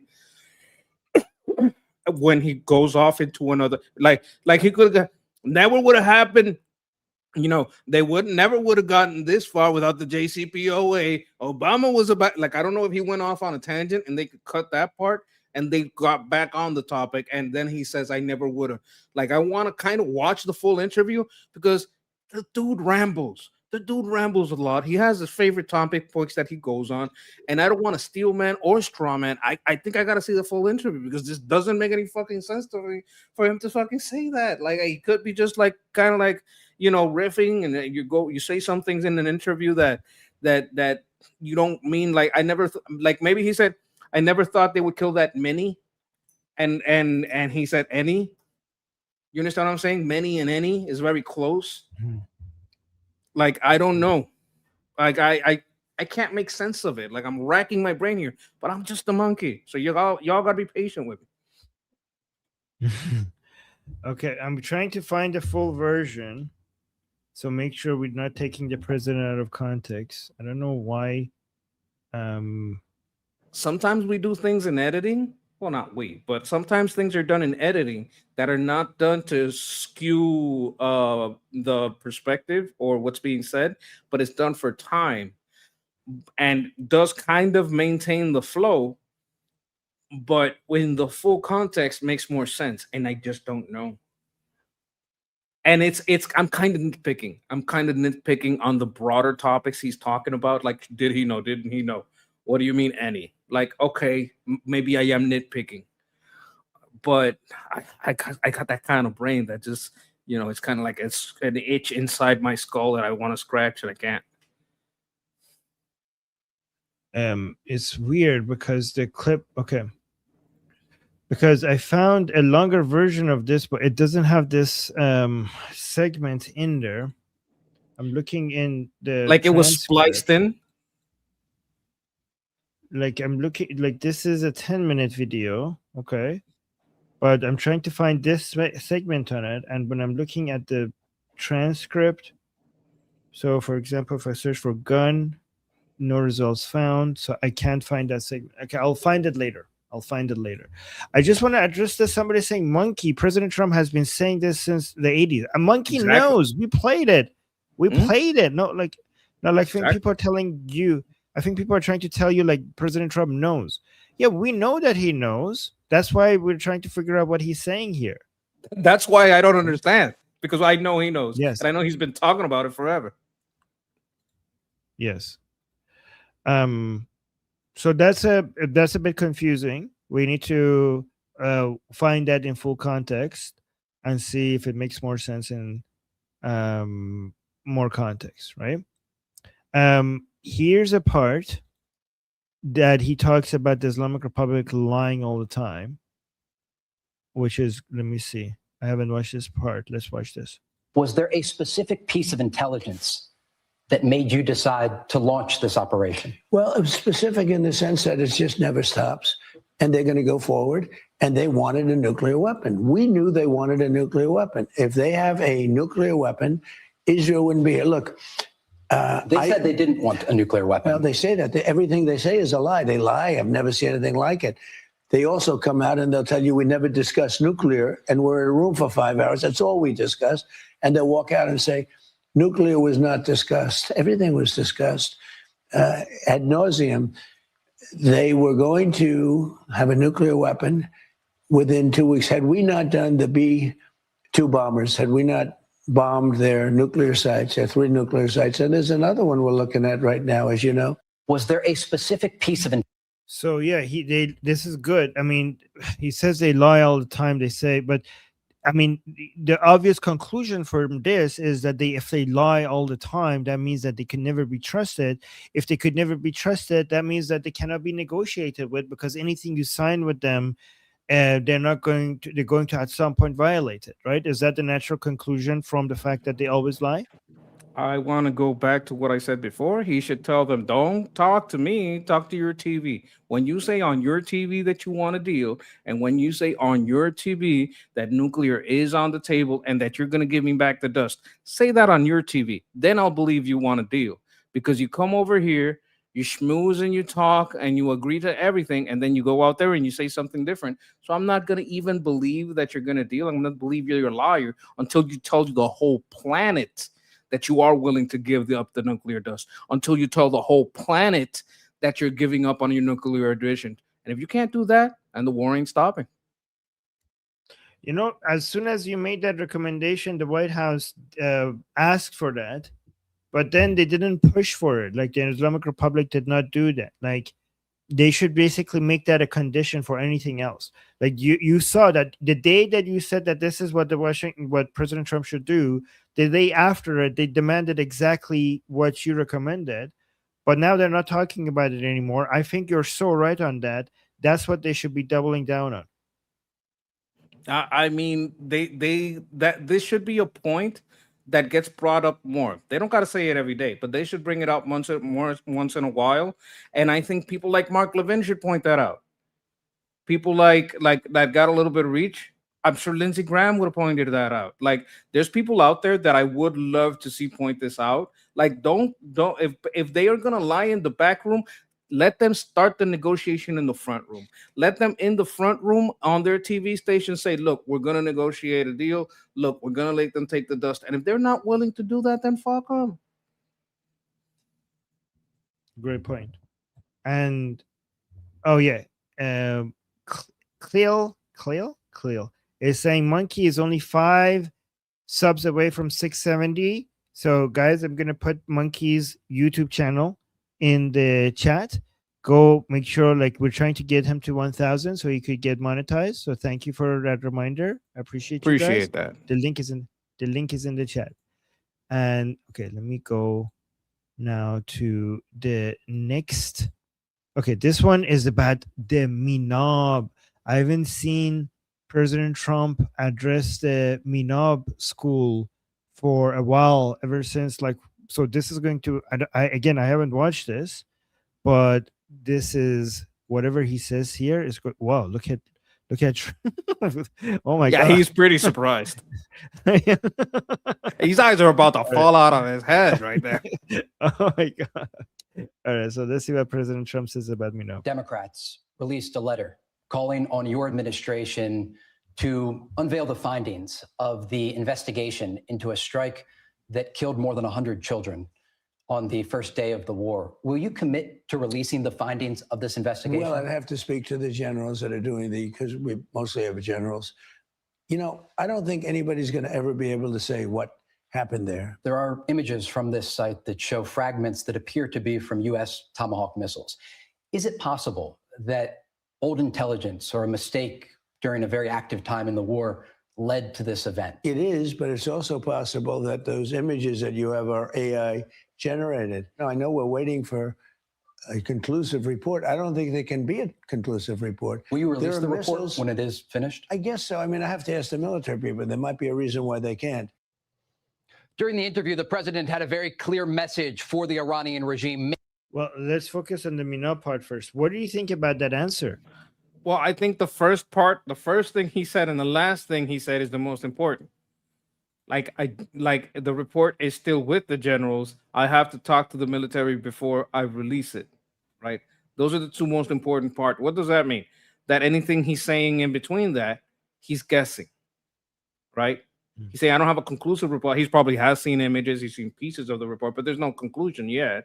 So he's basically saying, look, you know, things happen. I don't know what's going on here. They might be full of shit. I don't know. They might have. He didn't say it, but one of the things that have been said by many people is like it could have been their own mistake, one of their own missiles falling down because they had that was like a missile facility, like they used to either fabricate or study, test. I don't know what the hell they did there, but it was a missile base before it was a school. So, and they do like to hide things in civilian areas under schools. Like we saw that where some of their underground bases was, they have a lot of civilian structures. So I don't know what's going on here, but he's just saying, look, we don't have anything conclusive and I don't trust their pictures. Yeah, but from our part, I think that given that this could be a mistake by the Americans, right? Like, I think too many people from our side are focusing on like, no, this was IRGC, this is fake, this is them using human shield. I think from our side, it makes sense to talk about the option, because if you focus on because you don't know what happened, and if you focus on all those other options, and then eventually it comes out that this was a mistake by United States, then everything you said was not only for nothing, but you're going to look like a fool, and people are going to take you a lot less seriously in the future. I think just focus on the option, given that this could be the case. Focus on the option that this was a mistake, intelligence failure by United States. And then what you say is that United States never targets children. The Islamic Republic and its proxies target children. Every single war has collateral damage. You're focusing on one example, but if you look at it statistically, this was a record low of innocent civilians dying in an operation at this scale. No military operation at this scale has ever had this low number of civilian casualties, even with adding all of the schoolgirls from Minab. So if you look at it from a big picture perspective, you should be congratulating Americans for being so moral and having such high standard and doing more than almost any other. Israel and United States do more than any other military in the world to try to reduce civilian casualties. And the numbers, you have a story, you have an example, I have numbers, I have data. No country has done more than United States and Israel to reduce civilian casualties, and the numbers show it. That's what I would focus on. I see where you're coming from, but I wouldn't accept the premise. Like that was okay, it was a mistake. No, I'm not accepting that. I'm not accepting any blame. I'm not accepting any conclusion yet. I'm not accepting that. I'm not accepting it. I said that it could be an option. Could be. I would accept. Could be. I would definitely not. I'm not saying that this is not with an assumption that this is what's happening. I'm saying even if, but go on. Like my point is, they want you to admit it. They want you to say, "Oh well, it was a mistake." I'm not saying it was a mistake. I'm not even saying it happened. Like I won't even. I don't know if that happened. I don't know if those people are real. I don't know anything. We don't target. What I do know is we don't target innocents. That's what I do know. If it happened, I don't know. Whatever happened, I know we don't target innocents. Like, could there be a mistake? I don't even know if it happened. I don't even know if any of those people are real. I don't know if any of those. I don't know anything about that. I don't live there. I live very far away. I have no idea if any of that is true. Like from the reports I see, they're doing some kind of investigation. Let's see what happened.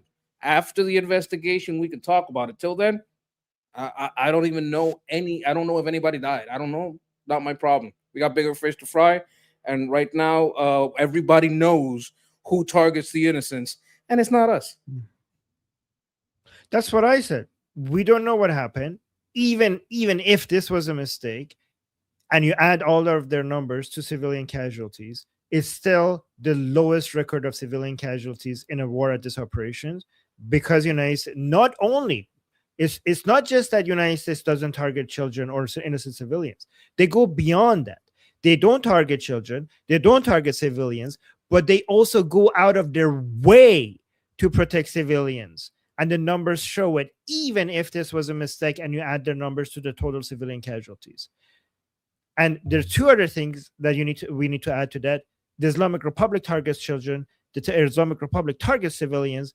And anybody who's talking about this and not talking about the tens of thousands of people that the civilians, unarmed civilians that the Islamic Republic killed in early January, and not talking about that is obviously somebody who doesn't give a crap about children and these lives. This is just a propaganda tool to defend an evil regime. Yeah, it's them engaging whataboutism. They always bring these when you talk about what about the protesters. Like that was horrible, because that's pretty much what we were talking about a second ago. Like remember the first subject we talked about? Hey, they killed a lot of people, 52,000. And what's the follow-up always? This. It's a kind of whataboutism that they engage in. One other thing I would like to add is that even if this was a US mistake and these are casualties in war, who brought the war to our country? So with that, again, this is an option. We don't know if this is an option, but this could be a mistake by United States, and that is part of the collateral damage that happens in any war. We know that every war has collateral damage, and not even the United States could bring that to zero. So we also know that it's the Islamic Republic who waged war against the United States, and United States responding was inevitable. When you declare war on the United States and promise that one day you're going to destroy the United States, eventually the United States is going to respond. And when the United States responds, there will be collateral damage. So even if this was an intelligence mistake by the United States, you killed those children because you brought war. You brought war to our land by waging war against the United States. Exactly. Okay. Let me see. So this was the Mu'inab situation. Then we had, this is Israel. So let me see what President Trump is. This is about Israel and southern Lebanon. Do you want to see Israeli ground forces withdraw from southern Lebanon? Well, redeploy is another word. Because, we're getting along very well with Lebanon. Israel's dealing with them very nicely. First time in many, many years. Lebanon has just been beaten up so badly, and they've got Hezbollah there. Southern Syria and from parts of Lebanon, it would be good to get out, I think. And I think you might see things get a little bit calmer because we have to focus our energy on the big leagues. The big leagues are Iran. You mentioned when we spoke on the phone Did during you- the war that Yeah, so I like this language. It's not they have to get out. It would be good if they leave. Yeah, obviously, if we all will love it if Israel leaves after they destroy Hezbollah one day, inshallah, if they could leave southern Lebanon, for sure, we all would love that. But I like this language that is not demanding of Israel to leave now. Right? I also see 5 cuts already. Like I appreciate from Fox that they'll give you a big flash before they cut. But you don't know if he said we have a great deal going together. They're working together. These guys had signed a deal together. If they want to work together, they can work together. He just cuts to redeploy. So I don't know what that full conversation is like because we're 1 minute in and we got 5 cuts. Yeah, I think they're trying to reduce the fluff and get to the meat. That's what they're doing. Yeah, but there's a lot of context in the fluff that we don't know what like one man's fluff is another man's meat. Yes. Yeah. True. When it comes to editing, they are more honest than other people, but I get your point. Focus our energy on the big leagues. The big leagues are Iran. you mentioned when we spoke on the phone during the war that Syrian President Ahmed al-Shara may be tasked with dealing with Hezbollah. He would go in and take care of Hezbollah, and he'd do it in a different way. He wouldn't knock down buildings. I hated to see buildings knocked down. Are you saying you believe he would? What do you think about that? He wouldn't. That's a knock down bias. buildings. That's a bias. He loves building. He loves building. He loves building buildings. This guy loves building. He loves construction. You're going to take the guy that's most famous for making buildings and building buildings, and buildings have been his life for like 50 years, and you show him a building crumbled. That's just, you're just hitting him at his weak spot. Okay. It's a little funny, but it's true. But let's be clear, though. Let's be clear. Israel does not take down buildings unnecessarily. They do not do that. Israel goes out of their way to reduce collateral damage in lives and in infrastructure and buildings. Whatever, everything Israel does is necessary. Have in you fact, seen there are them? many things. Like I've Hold seen on, them. They're Full of traps. They're full of bombs, mines. Can I Terrible. Monkey, can I not get interrupted, please? Is that okay? Please. I think it's important. I know, but you could add anything that you think is important. Can you add it after I'm finished, please? I would be meaning a lot to me. Thank you. I don't even know what I was going to say. I lost my train of thought. It's okay. Okay, so Um, the point I was trying to make no, that they're not hitting buildings full of people. There's no one in these buildings because these buildings are full of mines. They're full of booby traps. Like it's not the same thing to say, "Oh, Israel is hitting a building full of people." These buildings are empty and full of traps. And the point is that when the IDF goes in, or anybody, because the Lebanon military could be checking on these buildings are going to explode on these people. It's like you're taking off, you're blowing up a condemned structure that's full of booby traps. And I think that's an important context that doesn't get made enough because people hear buildings, buildings, buildings, buildings, and they're hitting him in his soft spot when they say building. But you got to understand, this building isn't a building. This is a condemned structure full of booby traps made to kill people. And you don't know when the IDF is going to show up. And you know how curious kids are. Little curious kid goes in there and starts playing around there, falls on one of these mines. Boom, that kid. You don't know who's around there. It's incredibly dangerous. This isn't just a building. This is a structure made to kill where no one lives, and it's made to trap people in. And I think that does not get pointed out enough. I'd like to play that video every time because I've seen these buildings, and they're just traps. yes. All right. So Israel, guys, Israel, whatever Israel does, it has a good reason for it. Telling Israel not to knock down buildings is unnecessary because if a building is getting knocked down, there's obviously a good reason for it. And Israel doesn't knock down buildings with people in it. Israel knocks down buildings. I mean, it's called roof knocking. Israel does that all the time. Okay. If you see in Lebanon or in Gaza a building going down, there was a strategic advantage to taking that building down, and there was no other way. There was no other way. Israel has gone above and beyond any other. The IDF has gone above and beyond any other military to try other ways to cause less destruction and lower loss of civilian life when it comes to defending themselves. They have done more than other people. If the enemies of Israel were at anyone else's borders and they did to Israel, they did to those countries what these enemies did to Israel, those countries would turn that entirety of those countries into a parking lot if they had to, if they could. And Israel holds back. Israel holds back so much that in so many of its military operations, they used less lethal forces, and terrorists got away. And terrorists got away and came back and eventually killed Israelis. There were so many targeted strikes by Israel that they decided to go with a less lethal missile, with a less explosive power, because there were civilians there, because it was in a tent, because there were people nearby. And then there were so many examples of the terrorists getting away because Israel was showing restraint. And in those examples, that terrorist that got away eventually came back and killed Israelis. So Israelis are dead today. There are Israelis who are dead today because Israel has shown restraint when it comes to defense. If anything, if you want to criticize Israel, the criticism is that they show too much restraint. They care too much about international opinion because it backfires. Guys, Israel did surgery on Yahya Sinwar to save his life when they had him.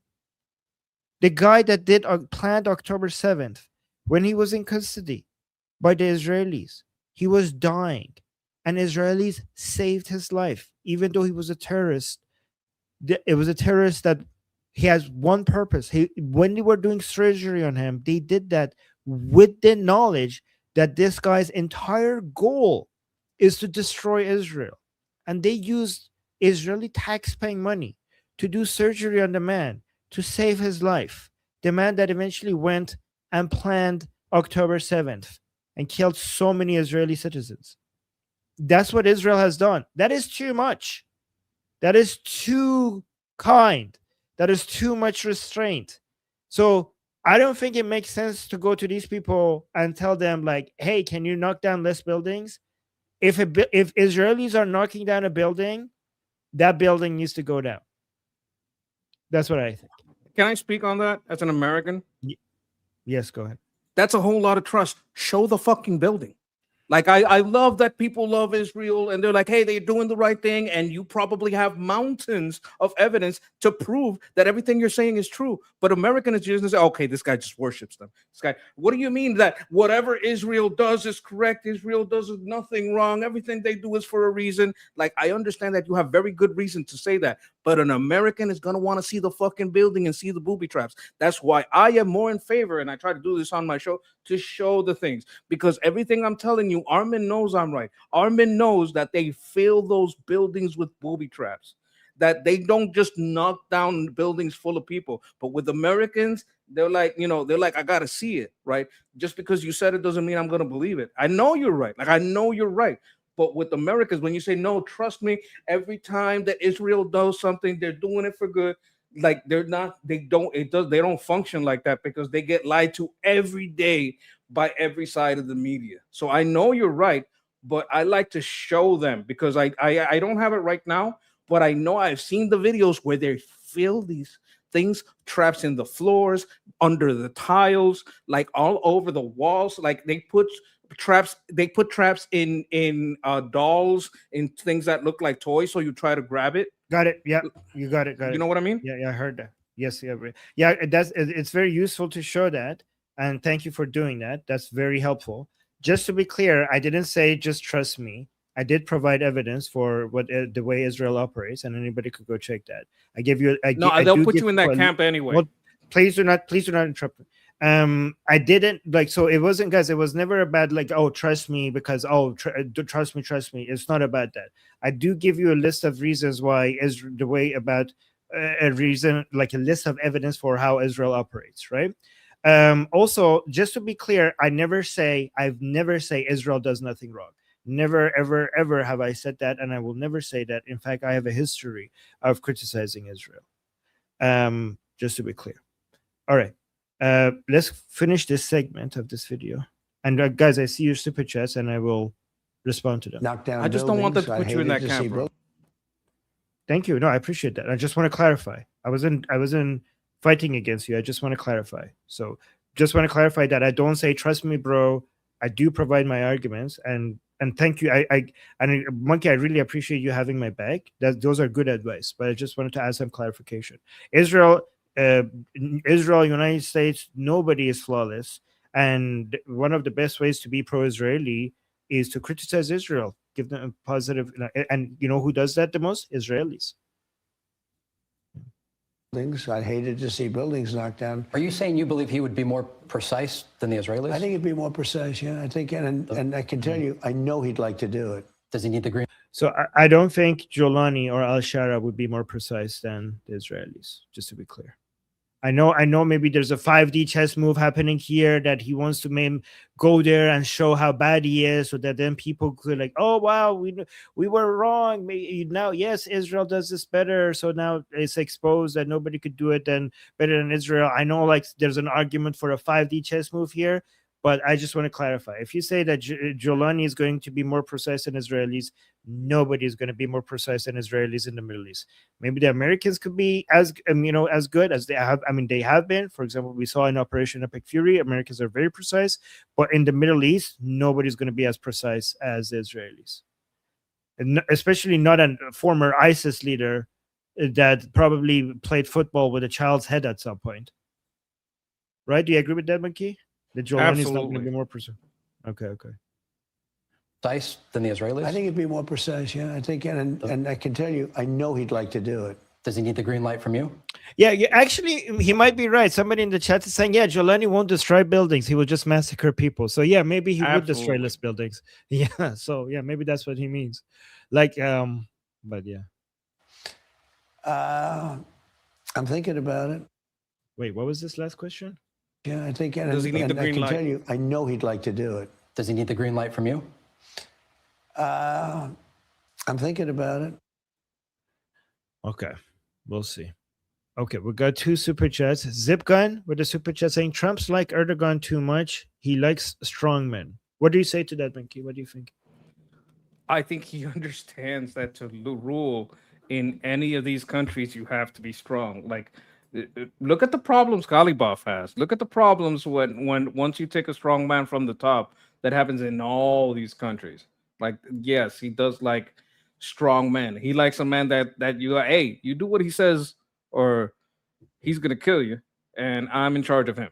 Like, I think that's kind of what the logic is here. Now, as far as Jelani, I think this is the play I said before, and exactly what happened. Like, hey, Israel, Lebanon, you guys work together because you don't want Jelani, which is why I wanted the rest of the segments of that interview, because I think he's just playing that game. That, hey, you guys, I'd rather you guys stick together because you don't want to see another option. I'm thinking about it. You guys gonna get along? You guys are gonna get rid of Hezbollah together? Can you guys work with each other, or do I gotta call somebody else here because we the three of us can't work this out? I think that's the play. Okay, we might have some breaking news, but let me just respond to the super chats. Shauna, thank you so much for the super chat saying Monkey's right about this. Body cams would help. This helps expose the lies about the police. Yes, 100%. By the way, I do think Monkey. I do think there are videos out there, so that you could help with that by showing those videos. But when it comes to Israelis themselves, they have done a lot to show what are in these buildings. Like, I've seen plenty of videos exposing that. So I think Israel is not dropping the ball here. I think people like us, like Monkey, for example, showing those videos and commenting on them to their audience, that's where we could come in. But those videos exist, right? They do exist. There's lots of them. And I'm going to tell you something from an America standpoint. You know what destroyed BLM? You know, that communist organization, Black Lives Matter, got a whole bunch of money from a bunch of places, just laundered it all through Act Blue. You know what destroyed them? Body cams. Because all these talk about these innocent Black people being gunned down by white policemen. No, the cops are usually the same color as the person they were arresting. A lot of Black cops. And the people being arrested or that had to be shot were absolutely deserving and going absolutely crazy and putting everyone in danger, shooting at the police, trying to stab the police. Like, there's nothing that has been more destructive to BLM than body cams. Yeah, I'm assuming that soldiers already have that when they're moving in Gaza. But they don't get shown enough, I'll tell you that. Yeah. Well, I mean, they can't show everything because a lot of them are like operationally would make the IDF vulnerable. But I think that they do. I mean, they have shown there's a lot of videos exposing. Okay, so it says while the elite IDF units and specialist combat camera crews actively use helmet and body mounted cameras for tactical and public relationship. Oh, see, public relationship purposes. There is no universal mandate for every soldier in Gaza to wear one. Instead, personal recording remains common but heavily restricted, while the military relies primarily on aerial drones and biometric surveillance. So, but this does show that they do record things for PR purposes. So at least they have that. They should do it more. Like, I have one, but the problem with the one I have is that it's from Hamas. I know they use the same tactics, and I know I've seen ones that are specifically from Lebanon. I'm going to send this one to you, right? But I had one from that it was in Lebanon, but I just can't find it. Oh, Zipcom with another super chat saying there's plenty of evidence of IDF justification. The problem is MMM doesn't show it. What is MMM? Mass multimedia. Oh, okay. Like, yes. I'm guessing YouTube doesn't put it in the algorithm. Like, you search for it and it doesn't show up, and then the MSN mainstream media won't report it. It's downgraded in the search for streaming platforms. So when you search for it, there's going to be 20, 30 things that have nothing to do with it that get higher priority. Okay. So here's thank you, by the way. Thank you so much. Yeah, I think you're right about that. But yeah, so we need to do a better. We also need to do a better job in showing that. But guys, look at this. So Niak is saying, breaking news: Iranians have once again taken to the streets in Tehran. The nationwide protests that began in December 2025 and accumulated in the bloody January 2026 started in this very place, Tehran's Grand Bazaar. Wait, what? Are you sure? Let me see.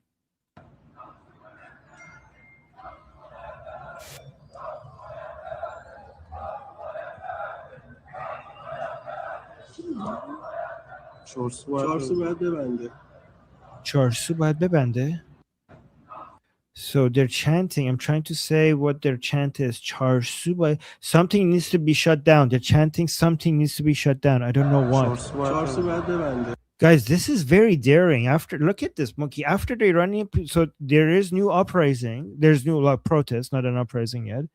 But this is very daring because these were the Bazaris who started the Lion and Sun revolution, and now they're back out, knowing that the last uprising led to a massacre of the Iranian people.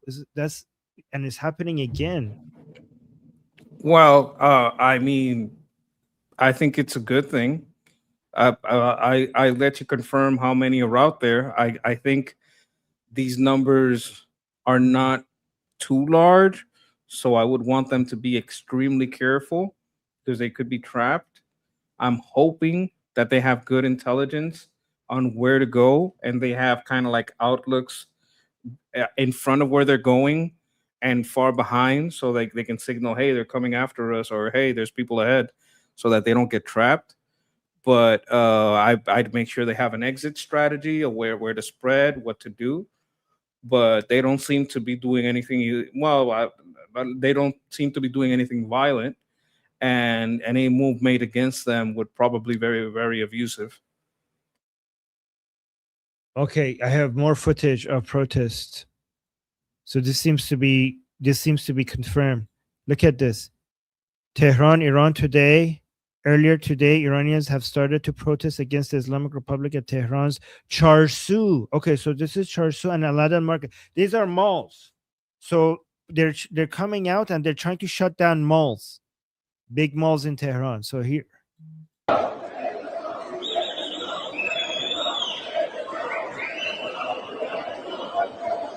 So guys, we know that this is not big. So people are saying this is not big. We know, okay?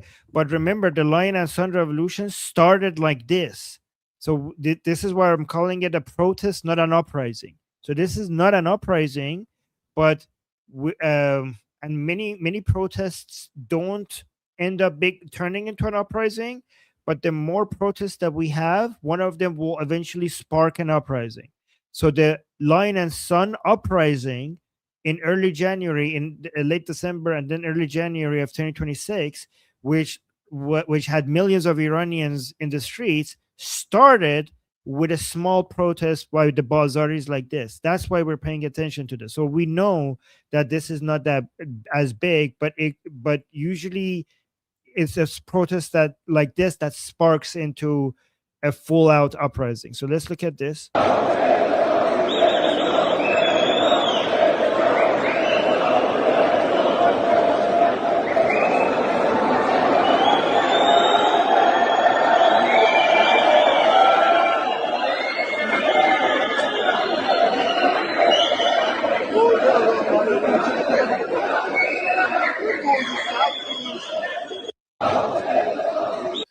Okay, so I'm seeing other comments, other accounts also are confirming this, that this is from today. Need to see, to be 100% sure, I need to see Iran International or somewhere else. Let me check with Shin, but I haven't seen this video before. So apparently the strategy is that they're trying to get the malls closed. That's interesting. They're trying to put economic pressure on the Islamic Republic by having the malls closed down. That makes sense. Like having a goal in sight and not just like, hey, let's just keep rolling and rolling and rolling, just having like kind of a bit of a goal. Yeah, that makes sense. The only problem I see with this is once you're all inside a mall, it's easier to trap you in a mall. But I believe these places have a lot of exits. Maybe they have some exit strategies. Like I like just knowing what happened. Like 50, low estimate is 52,000. That's just what we can confirm. That's a lot of deaths. So I'd be very worried. But some people get so sick of it that they can't take it anymore, and I respect that. So some people in the chat are saying that this is 2028. I mean, that would be strange because if you're right, like, I mean, New York is posting this. We usually trust New York, but I wouldn't 100% 2028. Sorry, 2018. But I mean, New York is posting this, saying that this is today. Sorry, 2018, guys. Somebody said it in the chat. Let me post it. Somebody saying it's 20, but We're only human, guys. Come on. yes. Sorry, guys. I'm not trusting it 100%, but New York usually is good. If this is wrong, I don't know. Calling out the traders. It's Sources. unconfirmed, but it's enough to be reported on. Sources reportable, but we're still at unconfirmed. Is that a correct assessment?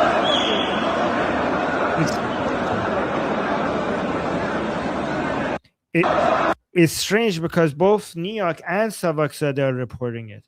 I will check. Let me play this while I check with Vahid online.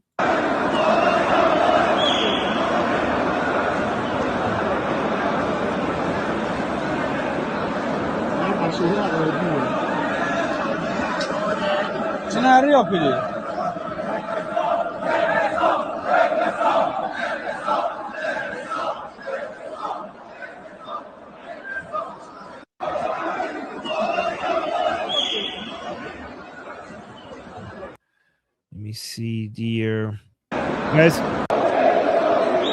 Oh, we already saw this one. Look, this is Savak Zadeh, which is also usually a good source, saying breaking news. People chanting, close it down at the Charsu and Aladdin Mall in Tehran. So these are multiple sources that usually get it right. Let me check with Vahid online. I'm not seeing it on Vahid online. Vahid online and Sheen are not posting it yet. Iranians in the chat. No, they're not saying Engalab. They're saying Etisab. Etisab means strike. Okay, I'll keep an eye on this. If it gets confirmed, the best places to get this confirmed fastest is Iran International and Vahid Online and Shin. And none of them are... What was the other word? Strike, and what was the other word?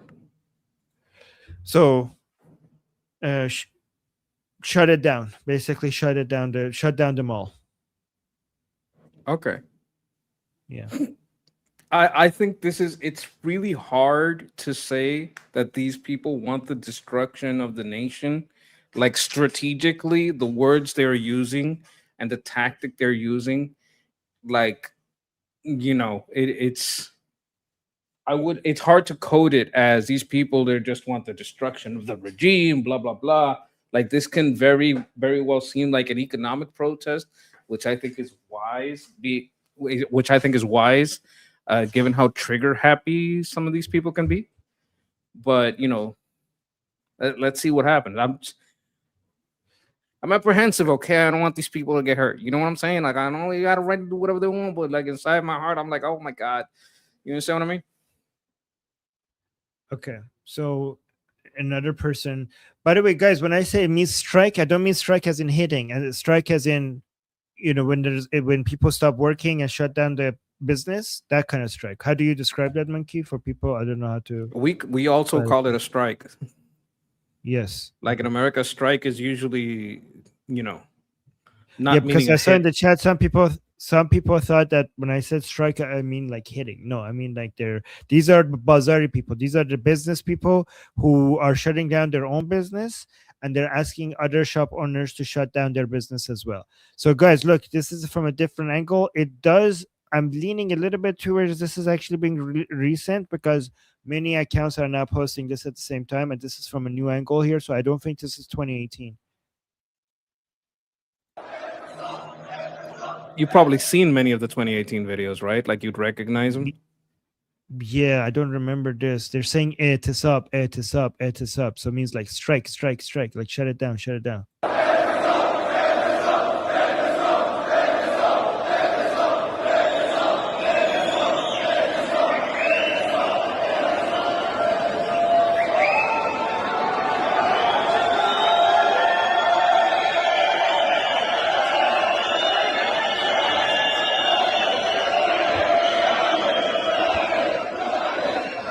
So they're saying bebandish, bebandish, bebandish, which means shut it down, shut it down. Like they're asking their co-workers, the other shop owners, to shut down.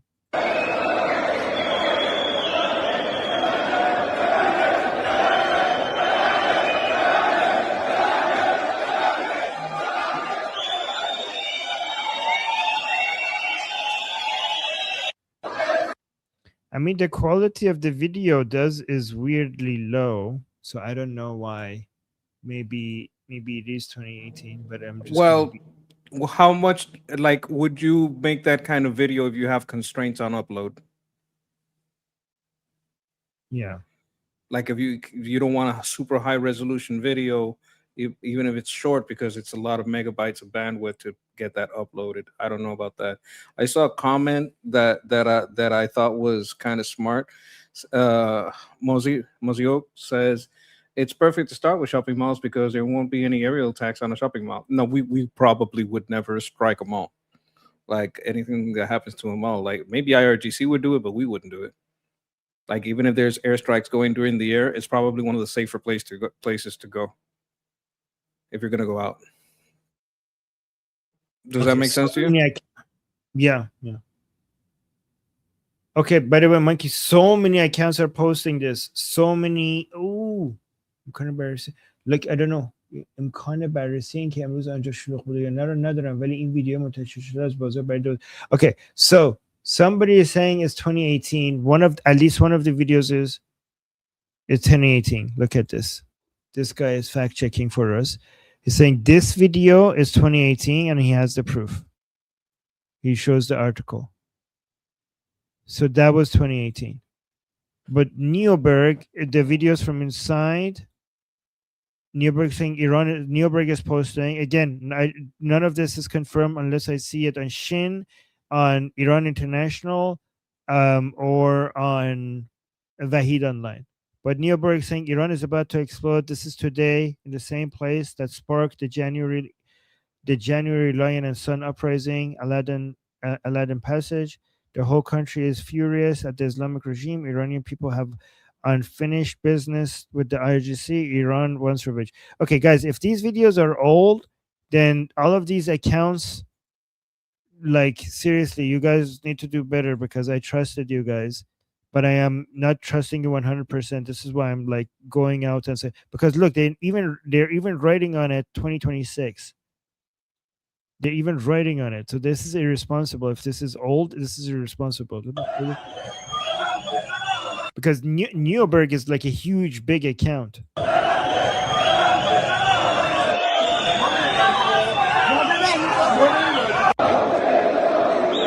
So look at this. The ads, people, look at this. Zipgun is saying the ads are for Galaxy 9. So that is 2018. But look at this. This ad over here. Let me remove the super chat. It says Galaxy S9, so that means it's 2018. Okay, what do you think, Monkey? I think I don't know. I don't know what. First of all, I don't know what Galaxy is out now. Number one. Number two, I don't know if that model would be available there or this is the latest one there. Like if we're up to the Galaxy S15, I'd say, well, then that doesn't make sense. But if we're up to the S10 or the S11, I'm like, well, you know, they could still be having that one on special. Like, you understand what I'm saying? Yeah, BT June also with the same super chat saying Galaxy S9 being promoted on the flags in a mall. Feinstra is pointing this out. Yep, look at this one as well. This is Galaxy S9. I don't know if I don't think it would promote a phone that old on I don't everywhere. know. Okay, so the chat saying we're at the S26. So this would be a very long time ago. Yeah, okay. So good job, guys. You are, I mean, we have to, I mean, it's weird because look at this giant accounts. Like Neo Berg is posting this. If this is like she has like close to 500,000 followers and she's posting this. So I would like the somebody- chat to appreciate why we're kind of doing the sleuthing and saying, hey, this is possible but not confirmed. And we're sleuthing. Yes. We're finding out. But why is it spreading so much over so many accounts? Like accounts that are supposed to be better. This account is like I appreciate this account. Like this account only Yes. has 31. He did like some fact checking and he went and found this like and look, and he's also not saying it's all fake. Look how responsible he's being. Look at this. He's saying I don't have the ability to check whether it was crowded there today, but this published video of the market is from the year 2018, and he's like showing the proof. So this guy is good. I appreciate this guy. Patriot is called Patriot. So Apran, I don't know how to pronounce his name. Anyways, just want to promote that. Well, Very I think disappointed. it's a responsible thing to do. You have to check this thing. 1 second, please.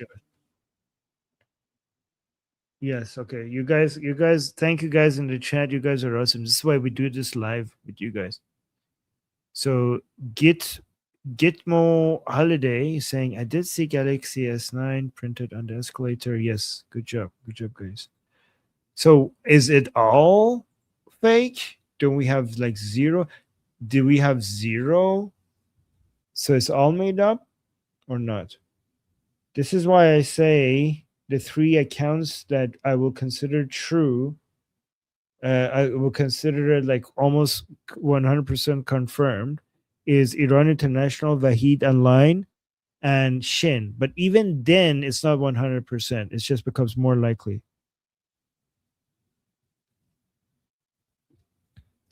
So this guy is posting. He's saying, Tamame.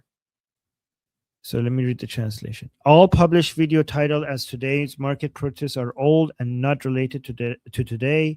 Please, if you have shared them, delete them to prevent the spread of misinformation. Okay, I'm really disappointed in Neo Berg. Like usually she get these things right. And she posted this without like being skeptical about it. Not only she shared it, she posted a video by writing 2026 on it. I mean, again, I have to be skeptical. If all of this is actually old, Neo Berg should have done better. She's like a huge Iranian account that so many non-Iranians use as their source of information. And if this is old, this is irresponsible. And I do want to promote the accounts that are going out and digging. Like this guy went and found the article. Yep, look at this. You have the date right here. And all of these videos seem to be old. That is sad. So let me actually promote the accounts that are doing fact checking.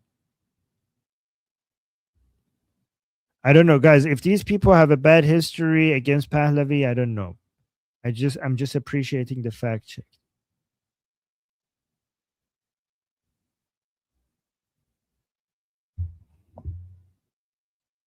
That's crazy. Guys, you guys in the chat are doing a better job helping us fact check this than some of the biggest accounts covering this. This is why you can't trust what you see on social media. Thank you guys thank you everybody here for pointing this out. I'm actually kind of surprised if all of these videos are old because so many trusted accounts, so many accounts that other people trust are just posting this. So disappointing.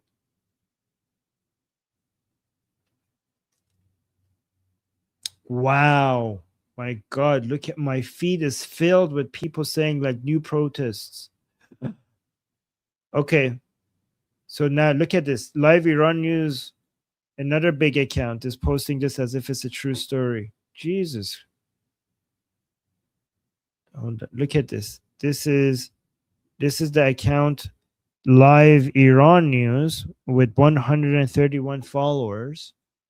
And if you scroll down, he posted this. And if you look at the translation, saying strike and protest gathering by Aladdin and Charsu Bazaar merchants in Tehran and Charsu complex in Tehran went on strike and held a protest gathering on Wednesday, July 15, 2026. No. Look, other people are pointing to him that he's wrong. Like, no, it's wrong, it's wrong, it's wrong. People are saying, no, you're wrong, stop it. Look at this. This was actually posted in 2018. Here, you can see 2018, this video. Oh my God. So guys, let's actually look at the accounts that are posting that we shouldn't be trusting anymore. So Live Iran News is an account that many people trust, and so you could see that unfortunately they didn't do their homework. Neoberg, she didn't do her homework.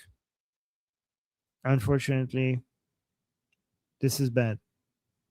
So guys, this is why we should be trusting, like, you guys, even Vahid Online and Shin is not as trustworthy as an account like Iran International. And even Iran International is not as trustworthy as directly from the source. For example, CENTCOM, President Trump, the White House, the IDF account. Those are like the ultimate sources. It comes directly from the source. Are you back, Monkey? I'm kind of in a call. 1 second. Oh, okay, no worries. Let me see. Remove the banner. Oh, sorry. Here, I could do fake news on.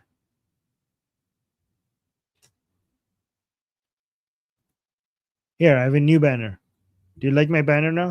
Bill was saying, remove the banner. I fixed the banner. All right, we're good now. I think we should. Okay, let me actually show you guys this. Guys, we are going to be going to our discussion group pretty soon. Let me see. Let me link it in the chat. If you guys want to come talk to me and the monkey directly, you could join our group call that is happening in about an hour and 20 minutes. So if you come to our Liberty Politics discussion group, you're going to be able to find our group calls in the calendar section. And the next one is happening in about an hour and 20 minutes, right? And if you don't want to come into our group call, you could watch it because we're going to be broadcasting it live on Liberty Politics YouTube channel. So make sure you guys are subscribed to Liberty Politics on YouTube so you don't miss our, we go live often. Like, we go live more than 10 hours a day. So make sure you basically, it's very convenient whenever you could basically come join our lives whenever it's convenient for you, because we're live more than 10 hours every day. So just subscribe and hit the bell notification so you don't miss it. And also don't forget to subscribe to the monkey. We're trying to get him to 1,000 subscribers so that he could. Oh, look at this. The monkey got to 670 already. But yeah, subscribe to him. So Three more, and I get to 675. Maybe 3 more of you might want to check me out. I'm going to be starting at 9 p.m. Eastern every day. I want to establish a place where you guys can find me there, steady and ready, every night, so you guys can come over and you know exactly what's going to happen and when, and so you guys can count on me to be there in the background, talk directly to me, whatever you want. I want to be there for you, giving you some news and some views. Awesome, good job, monkey. Really good work. Your channel is growing really fast. Guys, they say the average time that it takes to get to monetization is 18 months, and we're already more than halfway there. And it hasn't even been a month for monkey, right? Has it been a month? I'm gonna triple my watch hours pretty soon. I'm about to reach 3,000. The people that do watch tend to watch for a long time, and I do appreciate you guys sticking around. Awesome. All right, guys.